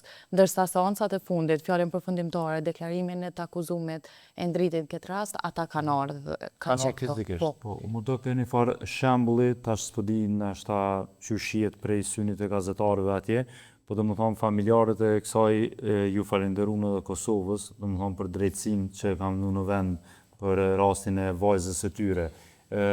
Më do interesant se zakonisht e na dhe 20 vjetë nëse dënohet dikush, ata kërkojnë burgim përjetshëm, do më thonë prap janë të indinjum me vendimin e gjykatës, ose shpeshen ndodhë kështu. Se dia është rasti i rrallë kështu, ndodhë shpesh? Po, na për shembull që janë në Kosovë, na banorët vetë shumicën njënim të thonë që nuk besojnë në institucionet drejtësisë edhe nuk e lypen. Edhe për ata marrë prej Argentinës edhe me lyp drejtësi për vajzën e tyre që ka vdekur në Kosovë në mënyrë tragjike, është kun pak edhe për tyre që nuk e kanë besuar. Pas edhe pritshmëritë kanë posë më të vogla për Kosovën, nëse kanë kërku diçka për Kosovën, kanë mujt me ju thonë interneti që është një vend problematik që ka dorë prej luftës e kështu. Edhe mbasi nuk e kanë pritë që ka me posë një proces që transparent, edhe të përcjellur nga mediat, sidomos kjo është një aspekt. Me siguri kanë pas dyshime, do më thonë edhe për duke pa raste, ka pas raste e ma heret ndikimin e vendime gjyqësore, se rastet e korrupsionit, edhe nështë kanë mendu, se kanë pretendu që diçka e tillë mund me ndodhe në rastin e tyre, edhe i akuzumi me pështu pa dënim të meritum. E patën, do më thonë, kolegët e Kazopikomi që e cekë edhe vetë, kanë pas si raportim që... Po, aty në hulumtimin e tyre që ata kanë nxjerrë, shihet qartë qysh baba i të akuzumit i ndritet në këtë rast, është mundu që me ndiku përmes mjeteve financiare, me ndiku deri tek prokurori që djali i tyre me mbet i lirë ose edhe pa akt akuzë. Po, në zgjerim aty e thotë bre më kanë thonë që pare duhet, edhe kjo thotë e kom di që është e kundërleshme, po veç kom dash me nxjerr djalin. Ai njëjti tregon që domethënë ka bu diçka të jashtëligjshme, e din që mundet edhe mund dënu për këtë pjesë, po veç ka dashur djalin. Atina e kam premtu që kanë më nxjerr djalin apo domethënë këtë seri të krejt kësaj janë përfshim edhe disa avokat. Njëra ndër to thotë që unë kome çush më thon atë lidhjen deri te prokurori, ndikimin deri te prokurori. Lyt sekserën. Po, diçka e tillë nuk ka ndodhur, do të thon prokurori nuk e dikun i përmendur, se nuk e po shkret videon. Aty pat përgjigje të kthyme nga prokuria themelore e Prishtinës, të cilët kanë thonë që nuk kanë pas ndikim, kanë përmend prokurorin, edhe që na e dim që u ngrit akt akuza, është në departament e krimeve të rënda, përbrasje të rënd. I bjen se kish pas ndikim atëherë besoj që kështë se kemi gjykimin, si me thonë kjo vepër, ta themi ka met në tentativë, sepse nuk kishë mendu ky akt gjykim. Edhe për... Po së në fakt edhe aty e cekin që ju në këthy tani pare, prishin këta diçka mes... Po vrehet me akt gjykimin e sotëm? E bele edhe nona e viktime sot në konferencë para medjave ka falenderu prokurorin për ngritjen e akt akuzës edhe për punën e tij. Okej. Jull prej këtë javë në gjykatë me sa di nuk ka qenë edhe si me thonë java e festës së pavarësisë. Ka qenë edhe pushim edhe gjykata, nuk e di që ka pas në rast tjetër interesant që e ka përcjell nëse ka na thuaj. Ajo që ka kom njek gjatë ditës së mërkur, ka qenë në gjykatën e apelit, ndaj të akuzumit e Dëmbujupi, i cili akuzohet që e ka vrarë vjerin e tij. I njëjti është dënuar nga shkolla por me 12 vite burg, ndërsa tash në apel ka kërkuar lirimin ose rigjykimin e gjithë procesit. E thonë që është mojtë këtë javë është në gjykatën e apelit? E apelit, po, ndaj te kolegji i apelit. E ka pos video për i kësoj? Po, kështë që juftaj me ndjek. Okej, a shkojmë një herë për a ndjekim videon e Riolis, pastaj kthehemi edhe me disa video tjera prej gazetarëve të Gazetës Nacionale. Inshallah, japet mundësia për më kujdes për fëmijën e misur me vërtet janë një situatë shumë të vështirë. Alia ka rënë thik, kur i ka dojtë për para, a i venet me qëllim që të mos e ka las Edoni më. Që Edoni ka pas raporte shumë të mira me të ndjerën, respektivisht me papallakun e tij dhe asnjëherë nuk ka dashur që ta privojnë nga jeta. Në gjykatën e apelit është mbajtur seanca për Dëmbujupin, i cili ishte dënuar me 12 vite burg për veprën penale vrasje e kryer në tejkalim të mbrojtjes së nevojshme nga gjykata e shkollës së parë për vrasjen e vjerit të tij. Në apel, i akuzuari Bujupi shpreh keqardhje, ndërsa avukati i tij kërkoi rigjykim ose lirimin e tij. Ngjarja kishte ndodhur në banesën e të akuzuarit, ku tashmë ndjeri Ali Kosova dhe djali i tij, Aiden Kosova, kishin shkuar aty. Sipas akt akuzës, i akuzuari Bujupi kishte privuar nga jeta të ndjerin me një mjet të mbret thik. Që për krime të mandat të akuzuarin e Don Bujupi e ka shpallur fajtor për veprën penale vrasje e kryer në tejkalim të kufive të mbrojtjes së nevojshme nga ligjin 172 lidhur me nemin 12 paragrafin 3 të KPRK-s, të cilit edhe i ka shkaktuar dënimin me burgim në përgjatje prej 12 viteve. Prokuroria Themelore në Prishtinë pra departamenti për krime të rënda ka mbetur akt akuzë kundër të akuzuarit e Don Bujupi për shkak të veprës penale vrasje në ligjin 172 të KPRK-s. Mirë po, gjykata Themelore në Prishtinë ka rritjes për penale nga vrasje në vrasje në tejkalim të kufive të mbrojtjes së nevojshme. Kundër këtij gjykimi, ankesë ka paraqitur edhe Prokuroria Themelore në Prishtinë për shkak të shkeljes esenciale dispozitave të procedurës penale, shkeljes së kodit penal, vërtetimit të gabuar të jo të plot të gjendjes faktike, duke propozuar që gjykata e apelit të prishë gjykimin dhe nëndë ta kthejë në rigjykim dhe rivendosje. Po ashtu ankesë ka paraqitur edhe mbrojtësi të akuzuarit për shkak të shkeljes esenciale dispozitave, shkeljes së ligjit penal, vendimit vërtetimit e gabuar të jo të plot të gjendjes faktike dhe vendimit lidhur me sanksionin penal, duke propozuar që të aprovohet ankesa e mbrojtësit, të ndryshohet akt gjykimi, ashtu që sa i përket veprës penale të mbrojtjen e tij ta lirohen nga akuza, apo të anulohet akt gjykimi dhe çështja të kthehet në rigjykim dhe rivendosje. Po ashtu ka propozuar që dëmosa para burgimit të ndërprer dhe i mbrojtur i tij të mbrohet në liri.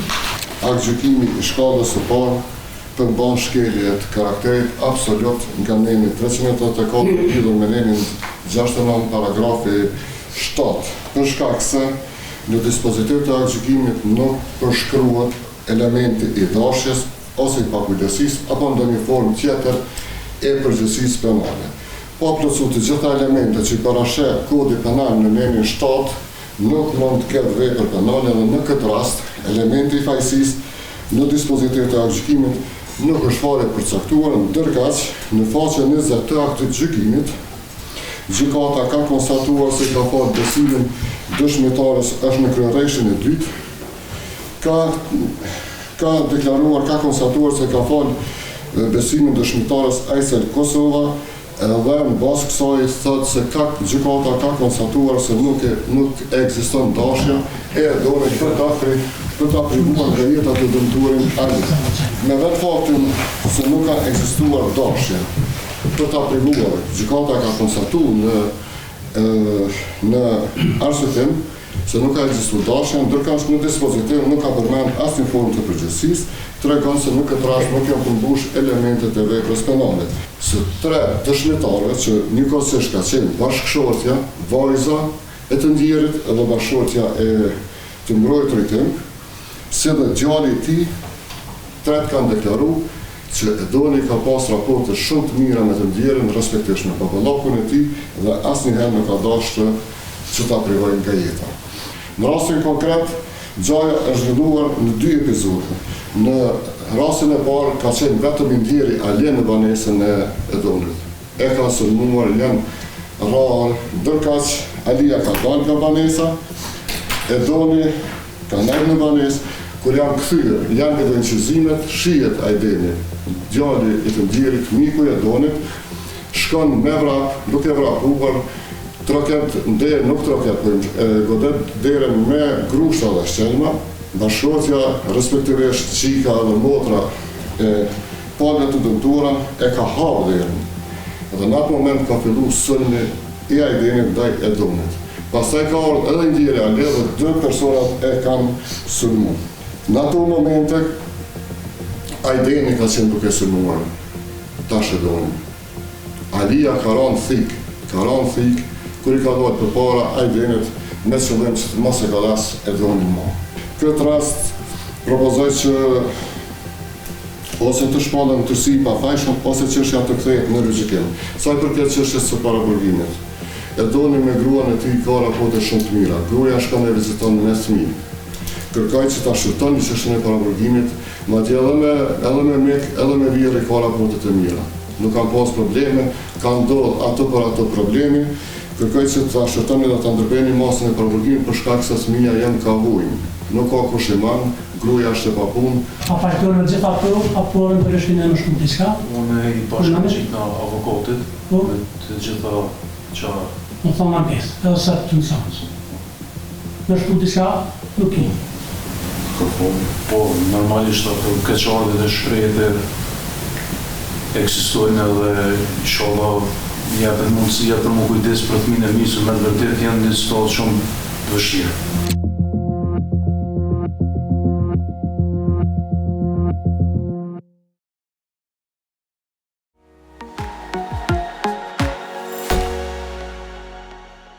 Okej, ju thash që pas stories të Erioles, e cila tashmë e liroj këtu këtë dhomën e mysafirëve, hapësirën e mysafirëve, tash ju thash që po kthehemi me storyt e gazetarëve tjerë, po në fakt njëherë për ndjekëm një story tem, është përcjellë se storyve, raportimeve ma herët që i këmbu, është një raportim, një hulumtim që i kemi bërë rreth një tenderi në Mint, është kjesa një agenci që vepron në kuadrët Mintit.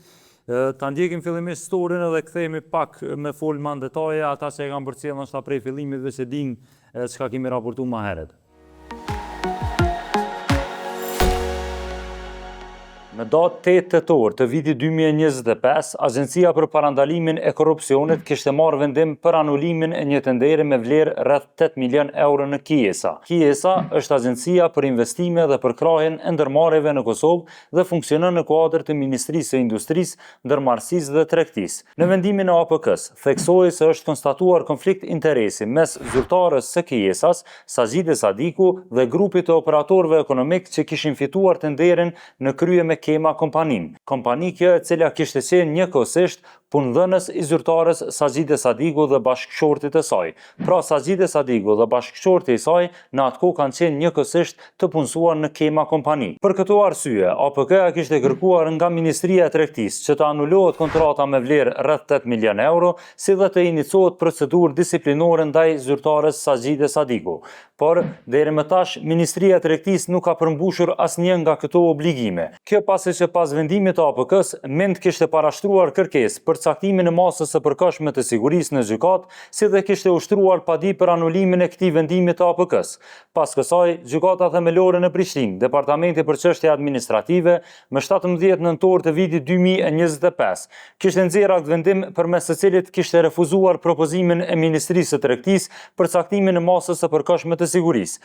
Për këtë akt vendim të shkallës së parë, Ministria e Tregtisë ishte ankuar në gjykatën e apelit, e cila sipas përgjigjes nga gjykata, me datë 11 dhjetor të vitit 2025, ka marrë akt vendim dhe ka refuzuar si të pabazuar ankesën e paditësit, ndërsa ka vërtetuar akt vendimin e gjykatës themelore në Prishtinë. Rrjedhimisht vendimi i Agjencisë për Parandalimin e Korrupsionit mbetej ende në fuqi. Por ani pse kërkesa e Ministrisë së Tregtisë u refuzua në shkallën e parë, por edhe nga gjykata e apelit, Ministria e Tregtisë si duket ka vendosur të zbatojë vetë një masë të përkohshme, pa asnjë bazë ligjore. Kështu të paktën thuhet në një përgjigje nga Kiesa në pyetjet që Gazeta Nacionale ka parashtruar për ushtruesin e detyrës së drejtorit të përgjithshëm të kësaj agjencie, Zev Dedajt. Në përgjigje ndër të tjera thuhet, dy vendimet, si ai i gjykatës themelore, ashtu edhe ai i gjykatës së apelit, kanë shqyrtuar dhe kanë marrë akt vendim vetëm për masën e sigurisë.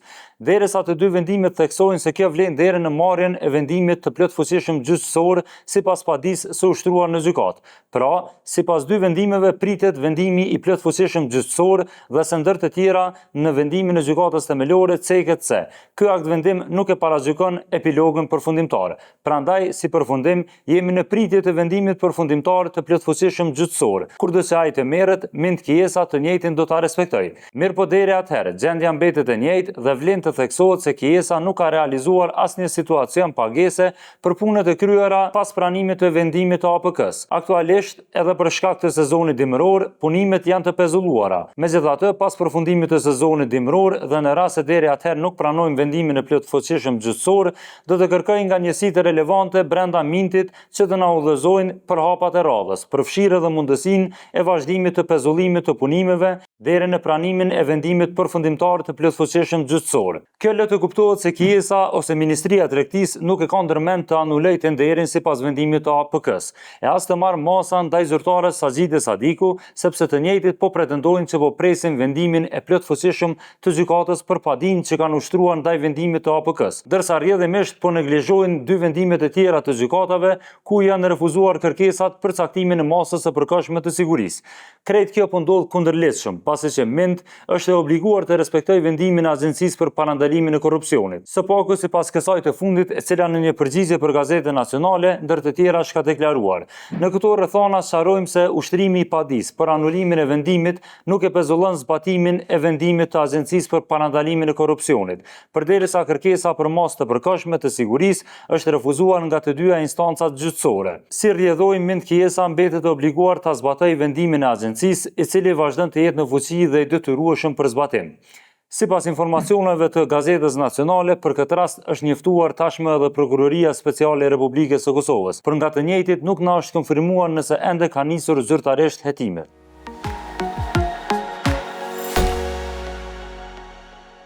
Okej, pra kjo ka qenë një prej temave më të rëndësishme, po besoj kohëve të fundit që jetu e ndjek, sepse bëhet fjalë për pare të taksapaguesve të Kosovës dhe u kriju një farë amullia atë, sa dhëtë me lëshu pare, as dhëtë vendimi këtë, qka ka të re këtë jo? Po, thonë, tenderi është me vlerë rreth 8 milion euro, pagesa deri stash në bund 1 milion e diçka, është aty edhe në story në përgjigje, po nuk e kemi lexuar të plot shkaku që po marrin shumë kohë dhe po bëhen shumë gjata, është në tekst e përfshime komplet përgjigja prej Kiesas. Tash e reja e fundit është që këta në fakt i kanë bërë dy e kanë ushtru padi ndaj ankesës ndaj vendimit të Agjencisë për Parandalimin e Korrupsionit, edhe gjithashtu kanë bërë kërkesë për caktimin e masës së përkohshme. Masa e përkohshme është domethënë çka që bllokohet gjithçka edhe deri në një vendim gjykatës, edhe gjykata edhe në shkallë parë, edhe apelit e ka refuzuar këtë kërkesë. Që i bën që në fuqi ka mbet vendimi i Agjencisë për Parandalimin e Korrupsionit, ndërkas prej Kiesas, prej Ministrisë Tregtisë, mu më thëshin që na tash kena me prit vendimin e gjykatës edhe nuk kemi me bo asni pagesë, asni punim atje. Që i beke që këta po dojnë me bo një mos përkohshme vetë, sepse kërkush që ka thonë. Vendimi i Agjencisë për Parandalimin e Korrupsionit ka thonë që do të mu anullu këtë nder. Do më thonë, tani vendimi i gjykatës është diçka që pritet sepse merr kohë më shumë, edhe na kemi pyet Azencin për parandalimin e korrupsionit, i kom dërgu pyetje dhe i kom thonë qërë përgjigja e kjesas është që kjo. Cili prej juve, do më thonë, a mundeni më dhoni një sarim, pasi që Azencia për parandalimin e korrupsionit, për ata që nuk e din, jep edhe sarime, konstatime, do më thonë se a është konflikt interesi ose diçka e tillë për ndaj tender ose diçka të interesit publik. Edhe kur e kom pyet për këtë çështje, na ka thonë që ushtrimi i padis prej kjesas në gjykat nuk ka të bëj fare, do më thonë, tash me vendimin e azencës. Po, do më thonë, ka thonë, përderisa gjykata në shkollë parë edhe apelit e ka refuzu kërkesën për masë të përkëshme, atëhere Ministria e Tregtisë, kjesa, që agencia që vepron në kuadër të Ministrisë e Tregtisë, duhet me është obliguar me respektu vendimin e agencisë për parandalimin e korrupsionit. Kështu po vetë titullori i vendimit apo vetë agjencia për përgjigjen. Po thotë që nëse ata nuk vazhdojnë, do të thonë nuk e anullojnë tenderin, nuk e çojnë komision disiplinor Sajidi Sadikun që ka qenë në konflikt interesi një zyrtare e mindit atu, ata po thonë që kjo bën shkelje të vendimit. Po, është shkelje tjetër sepse aktualisht vendimi i APK-s është në fuqi. Do të thonë me pasdash gjykata me ndal, po dihet saktësisht, do të thonë tash ti halli ka mbetë çto që ata sikur më thon ministria, ky digasteri i ministrisë sikur nuk po e kupton vendimalin mirë po. Ajo që është interesante dihet, apo besoj jetu punu, unë e di që jetu punu këtë punë, me ditë a ka dalë në i cent i taksa paguzëve të Republikës Kosovës prej momentit të vendimit nga Agjencia për parandalimin e korrupsionit deri më sot. Tash do më thonë, në Ministria Kjesa në përgjigjen e tyre kanë thonë që në asnjë moment, prej momentit që u marr vendim i APK-s, na kemi pas fatura të cilat i kemi shfaq, cilat i kanë të datave pas vendimit të APK-s, por tash këto lunë rol edhe kur e kanë marrë vendimin arkiva e krejt këto, po tash këto mbetet domethënë me jetu prokuroria sipas informacioneve tona, tashmë është njoftu prokuroria, domethënë për krejt këtë çështje, edhe besoj që kam marrë epilog më shpejt. Interesante ke që kjesa, domethënë në përgjigjen e tyre në fund atë, edhe ato nuk e kemi cek, shkaku që po zatën çto videot, kemi thëtë që deri në vendimin e plot fuqishëm gjykatës na kemi me prit, e nuk kemi me bo punime askur gjë, as nuk kemi me bo pagesa. Por në fund aty thëtë që kemi me respektu vendimin e gjykatës cili do që të jetë ai. Domethënë vendimi i gjykatës është edhe çikëso është refuzu kërkesa për mos të përkohshme, kështu që është një farë vetë gjyqësie, edhe thojnë deshta me cek edhe që pjesë, thojnë që nëse kur të ndreset koha, pasi që aktualisht nuk po mujnë ashtu kështu me bo punime, thot kur ndreset koha, atëre kemi mjë drejtu nëse nuk kemi ndaj përgjigje definitive ose vendim të gjykatës, kemi mjë drejtu zyres ligjore me interpretu. Brenda mintit. Ne të drejtohen se tek e fundit është procedurë, po s'kan çka i drejtohen, se vendimi është i çfarë. Sipas çasaj që na e dim deri më tash edhe prej burimeve tona, zyra ligjore domethënë çysh më i ka thonë se duhet më respektu vendimi i APK-s. Po se pranvera edhe pak po delë qanë edhe ta shojë. Po, besoj është historia e rallës më së është mirë me shku edhe fizikisht nështë ta me po se... Kemi shku e kemi ndjek dhe më thonë disa herë, ato ka pas një herë kamiona, ka pas prej grupit operatorëve dhe më thonë që e kanë fitu të nderin e krye me Kema kompanin, kanë qenë kamionat aty, pas ta ju patën largu pas disa raportimeve që i kemi bo, edhe aktualisht nuk ka pas, në asnjë moment nuk i kemi zedi kanë aty të bo punime, por disa punime ju në kry, disa pagesa ju në kry, këta ka vërtetu edhe përgjigja e mintit edhe dëshmit që i kemi marrë. Okej, pra kjo, si me thonë, betet historie ongoing, kështë që për cilët... Po, një për historieve që i për cilëm kështu... Risjelëm në mision, sa arë ka diçka të re, po aje që ke e re këtë jo vëqanë që ke e trisht, ishte një historie e gazetarit Burim Paculli. Po. Në fakt, historia e Burimit, do më thonë, është sigur për sëritse e një ngjarje që ka ndodhur më herët, u pa qenë një grup Alp Kings, ku foto intime ose veç fotografi të grave i kanë publiku aty, i kanë publiku numrat e tyne, edhe njëjtat janë përballë me një presion psiqik, domethënë sepse ato e ka çu dikush një foto e ka thonë për shembull abdin që kjo bën shërbime seksuale për shembull për parë ose diçka e tillë. Ose tash me Gjos ka kaluar në një nivel edhe tjetër. me këto videot e fundit që Burimi është mundu, domethënë i ka bërë disa postime gjatë javës, edhe ka thonë që nëse dikush ka qenë viktim prej grave, e një lloj ekspozimin rrjetet sociale atëherë më ju lajmëru, krejt kjo ka ndodhur me një grup nëpër Discord, nëse nuk gaboj është aplikacioni. Po që pastaj prehen ato video shfaqen edhe në rrjetet sociale tjera. Normalisht. Sidomos në Snapchat për domethënë një buzë shumë virale ose kanë ndiku normalisht edhe tek shëndeti i viktimave, edhe tek rrethonat familjare krejt. Ta ndjekim rrëfimin e njerëz prej viktimave që u ka paraqit burimit, një prej disa viktimave, sepse disa i kanë shkruar për historitë e tyre personale, normalisht rrëfimi është anonim për shkak se tashmë po dihet. Unë kisha tentu mi prej venat. Nuk do isha me vdek, po nuk desha asqysh me jetu. Ka ardhë mami me shpejtësi në dhomë, edhe ja ka nis me bërtit. Më thëjke që ka ko me bu une, kur ta merr vesh baba jëtë. Kush e ka s***anën të Babit në punë, i kanë thonë që e kem po që ka bu qika jote. Haj burem, këto kohë është duke qarkulluar një grup në aplikacionin Discord, s'pja përmeni me emrin grupit për shkak çështjeve promovuse, i njëjtë me atë Alp Kings, të lutem reago për këtë, drejtohu tek organet kompetente, që të bllokohet sa më shpejt. Shumë qika po përjetojnë fazën më të keqe të jetës së tyne për shkak se videot e tyne po shpërndahen. Të lutem, më mirë se ti nuk mirë të kërkosh me këtë rast, mos hëm kohë, drejtohu në polici me një herë, anonim. Okej, unë realisht që disa ditë jom të marr me këtë çështje, jam bo pjesë e grupit në Discord, tash për me kuptu natyrën e grupit është krejtësisht mos me thonë identike me Alp Kings, veç dallon platforma. Alp Kings ka qenë në Telegram, kjo është në Discord, po që tash, hajde të këshyrën pak të analizojnë a përmbajtjen, ka 10-100 video këto, grupi i ka rreth ku janë members rreth 10.000 pjesëtar, do me thonë. Njerëz që shkruajnë këto, kërkojnë numra, dërkojnë video vazhdimisht. Tash ti të futemi te çati, çka ka këto. Çani more video se krejt me Ramazan s'janë. Okej, kam dërgu video këto. Na i video që ti knaqim pak ha ha ha ha.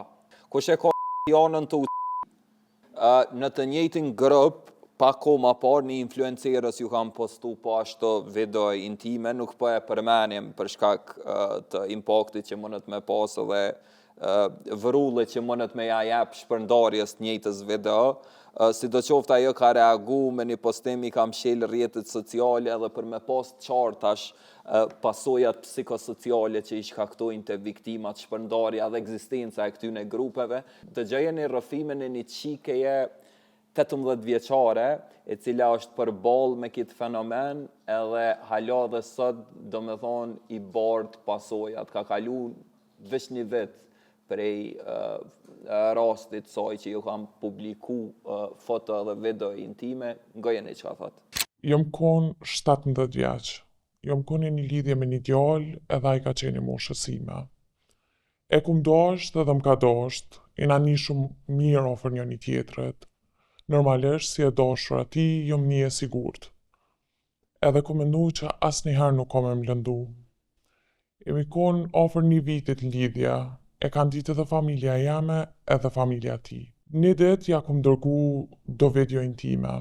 Gjatë një natë të fol me ta, më ka kërku me bo diçka, po une nuk kom pranu. Jena kon të ushty edhe në mes të bisedës më ka thonë që nëse nuk pranoj me bo që ka kërkuaj, kom i shpërnda videot. Unë menojsha që është në afekt edhe nuk jam mora shumë seriozisht. Kur jom qut nesmen me ngjas, aja ka pasë edhe pasvordin e Instagramit tam. Edhe kishin ardhur qindra mesazhe. Aja kish postu videon në story, në Instagram temin. Mu ka ndalë fryma. Nuk disha që ka me bu, në ato momente nuk disha ku gjumu. Vesh këqysha si e mirë, edhe thojsha qka ka me ndodhë me mu. Nuk kanë kalu as 2 minuta. Ka ardhë mami me shpejtësi në dhomë, edhe ja ka nis me bërtit. Më thojke qka ka me bu une, kur ta merr vesh baba jët. E majnë men, mas një 20 minuta, ka ardhë babi pune. Ja ka nis me mrej me një herë, ka ushtru dhunë fizike.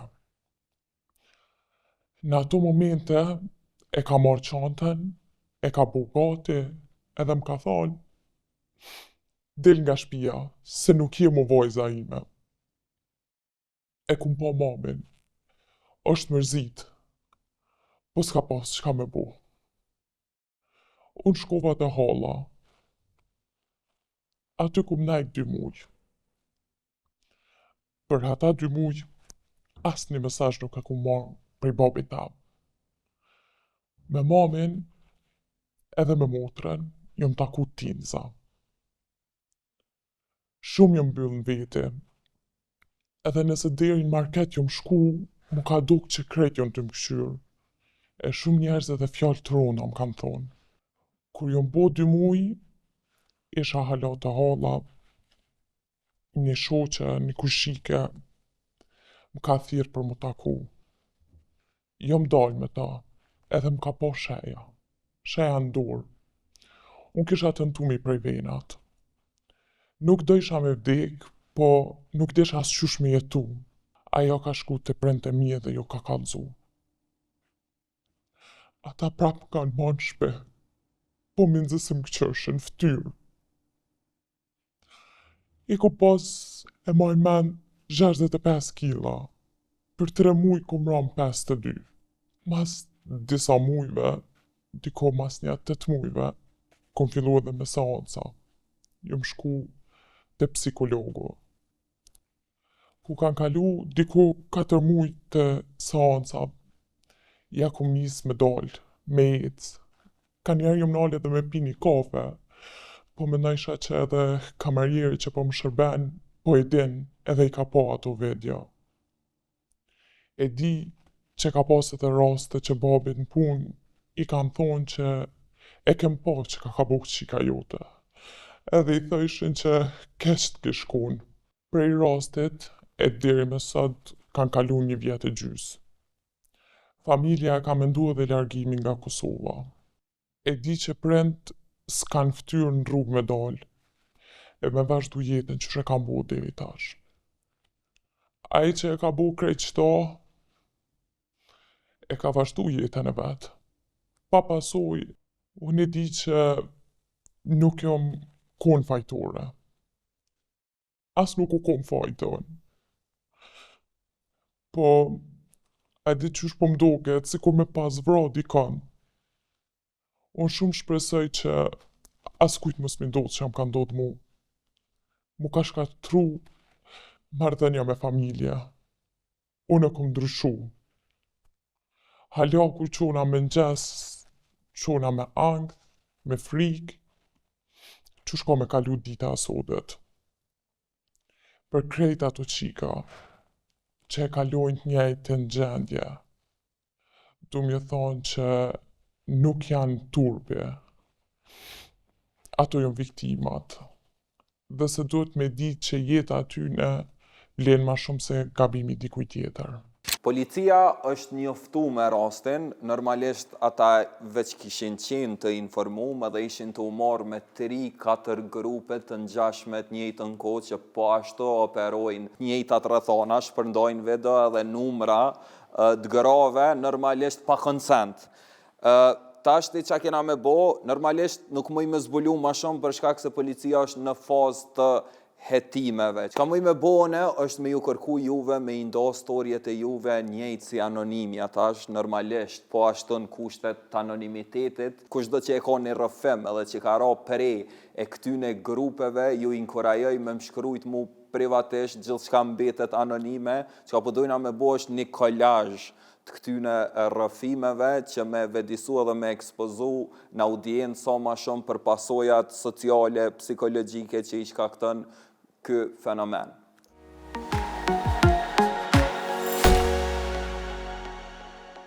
Okej, jemi kthy prap këtu, tash i kemi mysafir burimin. Burim I përhershëm jom bo. Po, kime orë ma shpesh, kime orë gjithë. Bashka autor me gjos. Bashka autor, po dhe të me qitë kretë bëtë dikon, po. Dhe emrat së tu kina mi pru. Definitivisht se kopo është edhe kjo.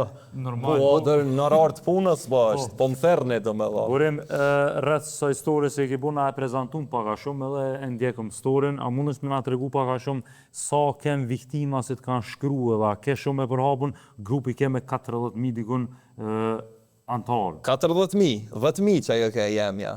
Në Discord, që ajo që studiova që u morra une me to, po ishin realisht 3-4 grupe që po funksionojnë në rrethonat njëjta, do me thonat me të njëjtat qëllime, që shpërndojnë video vazhdimisht edhe shpërndojnë numra. Qka është, po ashtu e keqja, se kesh të thonë qka është ma e keqja. Ma e keqja është me i ekspozu videot normale edhe definitivisht ku morë tepër shumë reagime dhe mesaje anonime prej gërave prej 18 vjeqe deri me vjetra kërë 30 diqka, që e kanë do eksperiencën e tyne dhe kanë tregu do me thonë pasojat psikosociale me cilat jënë përbalë dhe pasojat që i vujnë edhe sot do me thonë. Pavarësisht se plot prej tyne kesh edhe një dekad që ka kalu prej kohës, haloj jetojnë me qatë angth dhe qatë frikë që mundet me ndodhë prapshaj. Që vëtë djetë që ju kanë shpërndas të farë fotografie, diçka, edhe haloj vunë që të pasoja. E ka pas një moment ajo.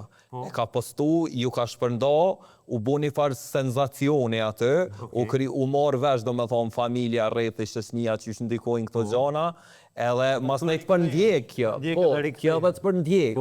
Edhe njerëzit e kanë shtirë me arru, si do mos njerëzit si të rrethojnë. Burem, apo mënësh me, apo ko bashkëpunim, si me thonë, apo mënësh me gjithë persona... Pjesa mas sfiduse qajo, pjesa mas sfiduse është që kjo se është shumë shtirë me bini viktim, se realisht se cila polje prejkun nuk o qef me vazhdu këto, o qef me u kryt sa ma shpejt, edhe me nënë që në momentin e parë që del, e bën matë madhe dhe nënkuptohet për kënë është fjalla. Po, nënkuptohet për kënë është fjalla edhe ja jep edhe një boost halo matë madhë shpërndarjes dë vetës. Po na kena shumë kujdes me këto gjana e pot, ajo vajzën kushta plëtsisht anonimiteti, u rrëfyje të regoj historien e vetë, se sështë shumë e rëndësishme kujt i ka ndodhë. Apo kuptën, personi sështë fenomeni. Kriminale edhe si me thonë me i alarmu institucionet të urin. Qa bona ta shonë, jëm të umorë që 3 ditë me qitë punë. U takova edhe me hetues, do me thonë, ata ishin të familiarizumë me grupin edhe më tregun edhe për 2-3 grupe tjera që unë s'kisha pas ide. Për shkak se sinjalizu, po e dishin krejt, për shkak se sinjalizu se mu më ka njëftu veç për Discord. Unë që ato e mirë po ishin edhe 3-4 grupe në platformat ndryshme. Ata janë të umorë, me rastin s'po di sa më i me zvullu tash për shkak se dëmë të në veç një pyetjen është ta kështu pak ma... A janë të umorë me ndë një rast që ti dhe edhe që është rast individual, jo kështu veç me grupin? Sfida ma e madhe e policis është që ka munges të raportimeve prej viktimave. Ndryshe one ku shkaj e raportoj one si gazetar, ma generalisht, som që këj grop që to sana është të i bo, por se nuk i prekun direkt diska në rast. Edhe të faktet të... Po, neve na duhet, a ju më tha, neve na duhet me ditë në qëfar rrethona që janë shpërndo këto video, na vyn një raport i dikujt që vjen e të regon storjen e vetë, se egzistojnë edhe grupe webfaqe legjitime, me upload, me nga kursi video, ka OnlyFans, ka gjana, njerëzit e bojnë edhe për përfitime që është... Normal, po, që është lezitime, adhe në është tjetër e diska. Ka qenë edhe maheret, ka qenë edhe grupi Alp Kings, atu u patë në arrestu disa persona, u patë dënu, do më thonë edhe kryesori i tyre, pra ka pas dënime për këto raste, apëtin, po sa ma shumë, normalisht, na du me shfrydzu edhe hapësirën mediale, me bo apel të krejt viktima që me shku edhe lirë shumë me shprej krejt ato që ka ndodhë, sepse kjo ju një manë edhe hetuzve edhe prokurorit, në mënyrë që sa ma shumë me u rëndu edhe nesër me u arrestu dikush, me si në mesaj për atë tjetërin, se me të bënë me... Mesaj edhe me undalu, se nuk ndaluhen për primtarit kriminali me u zvoglu për atë sa tjetë e mundur, po si me thonë edhe për satisfakcionin e viktimes për me denu autorin. Normalisht. Autori, si me thonë, dikush e ka bo. Realisht, veç me di që e ka një adres dikon, ku mundët mu anku edhe me di që dikush është të e morë seriozisht. Po, edhe dikush është përgjellë, se dikush do të me shku në burg, sepse si me thonë, ja shkatron jetën burim. Me që një pyetje të shkurt pas kësaj video, a ka edhe në rast tjetër e cilat Simon të ka premtu që rrëfimin e saj do të ndoj me ty që muj me prit për javës tjetër e tu. Realisht, do ne bona në fund kësoj videos që e shiku tashti, e të potencova në fund. Lajmëroni sa ma shumë, anonimitetin 100%, është i garantum, do me thonë, nuk jena të interesum na me zvullu identitet, se s'po na intereson shumë, as nuk është në interesin publik shumë. Mu që ka po më intereson me bo është me vazhdu, me bo rrëfimet vazhdushme, me kriju një farë kolazhit, rrëfime dhe pse jo eventualisht me bo edhe një dokumentar, edhe me ekspozu sa ma masovikisht pasojat e këtij fenomeni. I krimit, që Simon as bota nuk ka përvojnë në këtë krem, këtë krimit, ka nevoj me u dokumentu, ka nevoj me dikush, si me thonë, me u marrë seriozisht me këtë lloj. Po, se këqyre do më thonë, diska se na mujna me, ose mujnë qytetarët, ose mujnë ata antarët e grupit mos ne e marrë parasysh, është që do më thonë përkatësimi i shëndetit, ose ndikimi tek do më thonë shëndeti mendor i dikujna, që është viktime kësajna, mundën me shku me një diska që ka pasoja shumë atë mëdha. Do më thonë nuk është kjo vis pasoj më pa të ndalë mu do foto ose diska. Jo, të përndjek. Edhe të përndjek, po do më thonë mundën me shku në situata dikush nuk e përballon mas mirë t'im botë. Do më thonë mundën me pasë raste të momenteve kur viktimat provojnë me marrë jetën vetës, me lëndu vetën, me zëndu vetën. Sepse do më thonë që kjo mundët me shku me një diska shumë atë madhe, e pastaj shoqëria me u mobilizu për me reagu. Nështë ta mundët me konë shumë nga. Kështu se duhet sa ma heret qëto me u bo. Burim, falenderit e një herë që ke, edhe kena me tëftu prap, do më thonë emisionin tjetër, edhe të shojmë sa po më rinë hetimet prej policis, inshallah do më thonë më rinë. Po, na kena me nejnë në rjeva dhe kena me majtë edhe audiencën të updateume. Kështu se sa ki rrëfime tjera gjithashtu, i lajmë hapësirë që sa ma e madhe me u bo dhe me u ekspozu kjo dukuri. Falenderit shumë. Kështu se, knaqësi. Shihemi. Tash kemi ardhë në përfundim dhe më thonë dhe zut edhe ato s'ka tha burimi, arbëri me ardhë të rubrika e fundit, rubrika AI.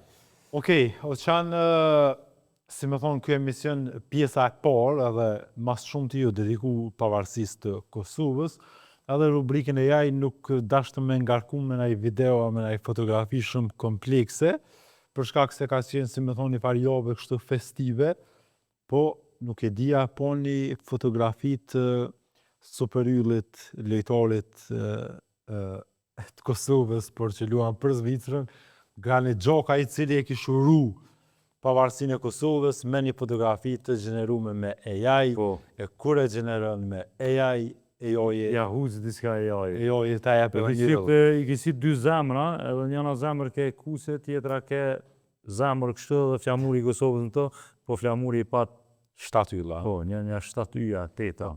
Unë e qërë se tashti mos ta molim granitin në qofë me shtite rubrika AI, pa e ditë saktësisht qëllimin se 6 yjet e Kosovës qanë që shedhen te simbolizojnë edhe minoritetit e shtë, a mos ka qenë këni propozim i Grani Gjokës që yllë i shtotë me qenë këta diaspora mu reprezentu me yllë dvetin në klamur.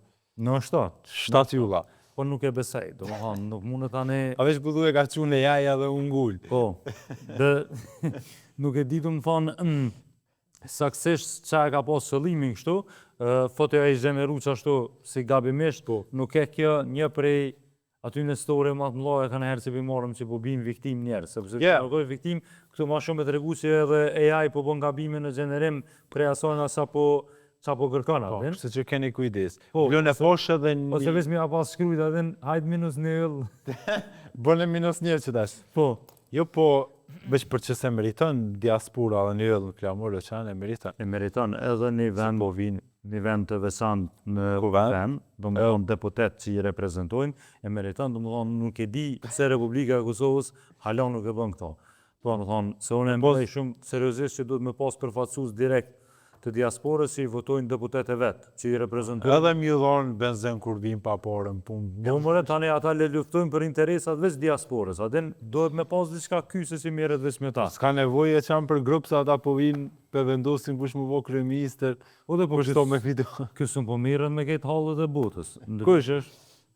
Kush? Kur t'ja? Shky mirët me ketë. I mave. E botës. I dashuri. Kjo ishte krejt që kena përgadit për sot në POV nacionale. Ju qëndroni me ne çdo javë, çdo të diel në të 7, na ndesni mua dhe Arbrin edhe krejt storet që ka i publikojmë në gazetën nacionale, mundohemi me bo një përmbledhje sa më të mirë, hulumtime, drejtësi, zhvillime gjatë javës, domethënë politik. Po edhe i ftojmë, si me thonë, shikues të këtij emisioni edhe përcjellës të gazetës nacionale, për se cilin hall që kanë, që ka të bëjë me institucione, me ata që i pagujnë me taksat tona, treperohen të gazetarët e nacionale, sepse për dallim prej disa që i thunë vetit gazetarë, po që s'kan as redaksi, as gazetarë, që mundi me i thirrë në telefon, po nuk ju përgjigjen kur, gazetarët e gazetës nacionale vinë, vinë te problemi. Ka email, ka adresë, ka vinë te çikota, vinë te ku e keni edhe këtu në emision, unë edhe Oqani ju premtojmë se ja u shfaqim atë hall që e keni, edhe i mbojmë institucionet përgjegjëse ashtu siç është roli i gazetarit. Oqan, faleminderit edhe shihemi.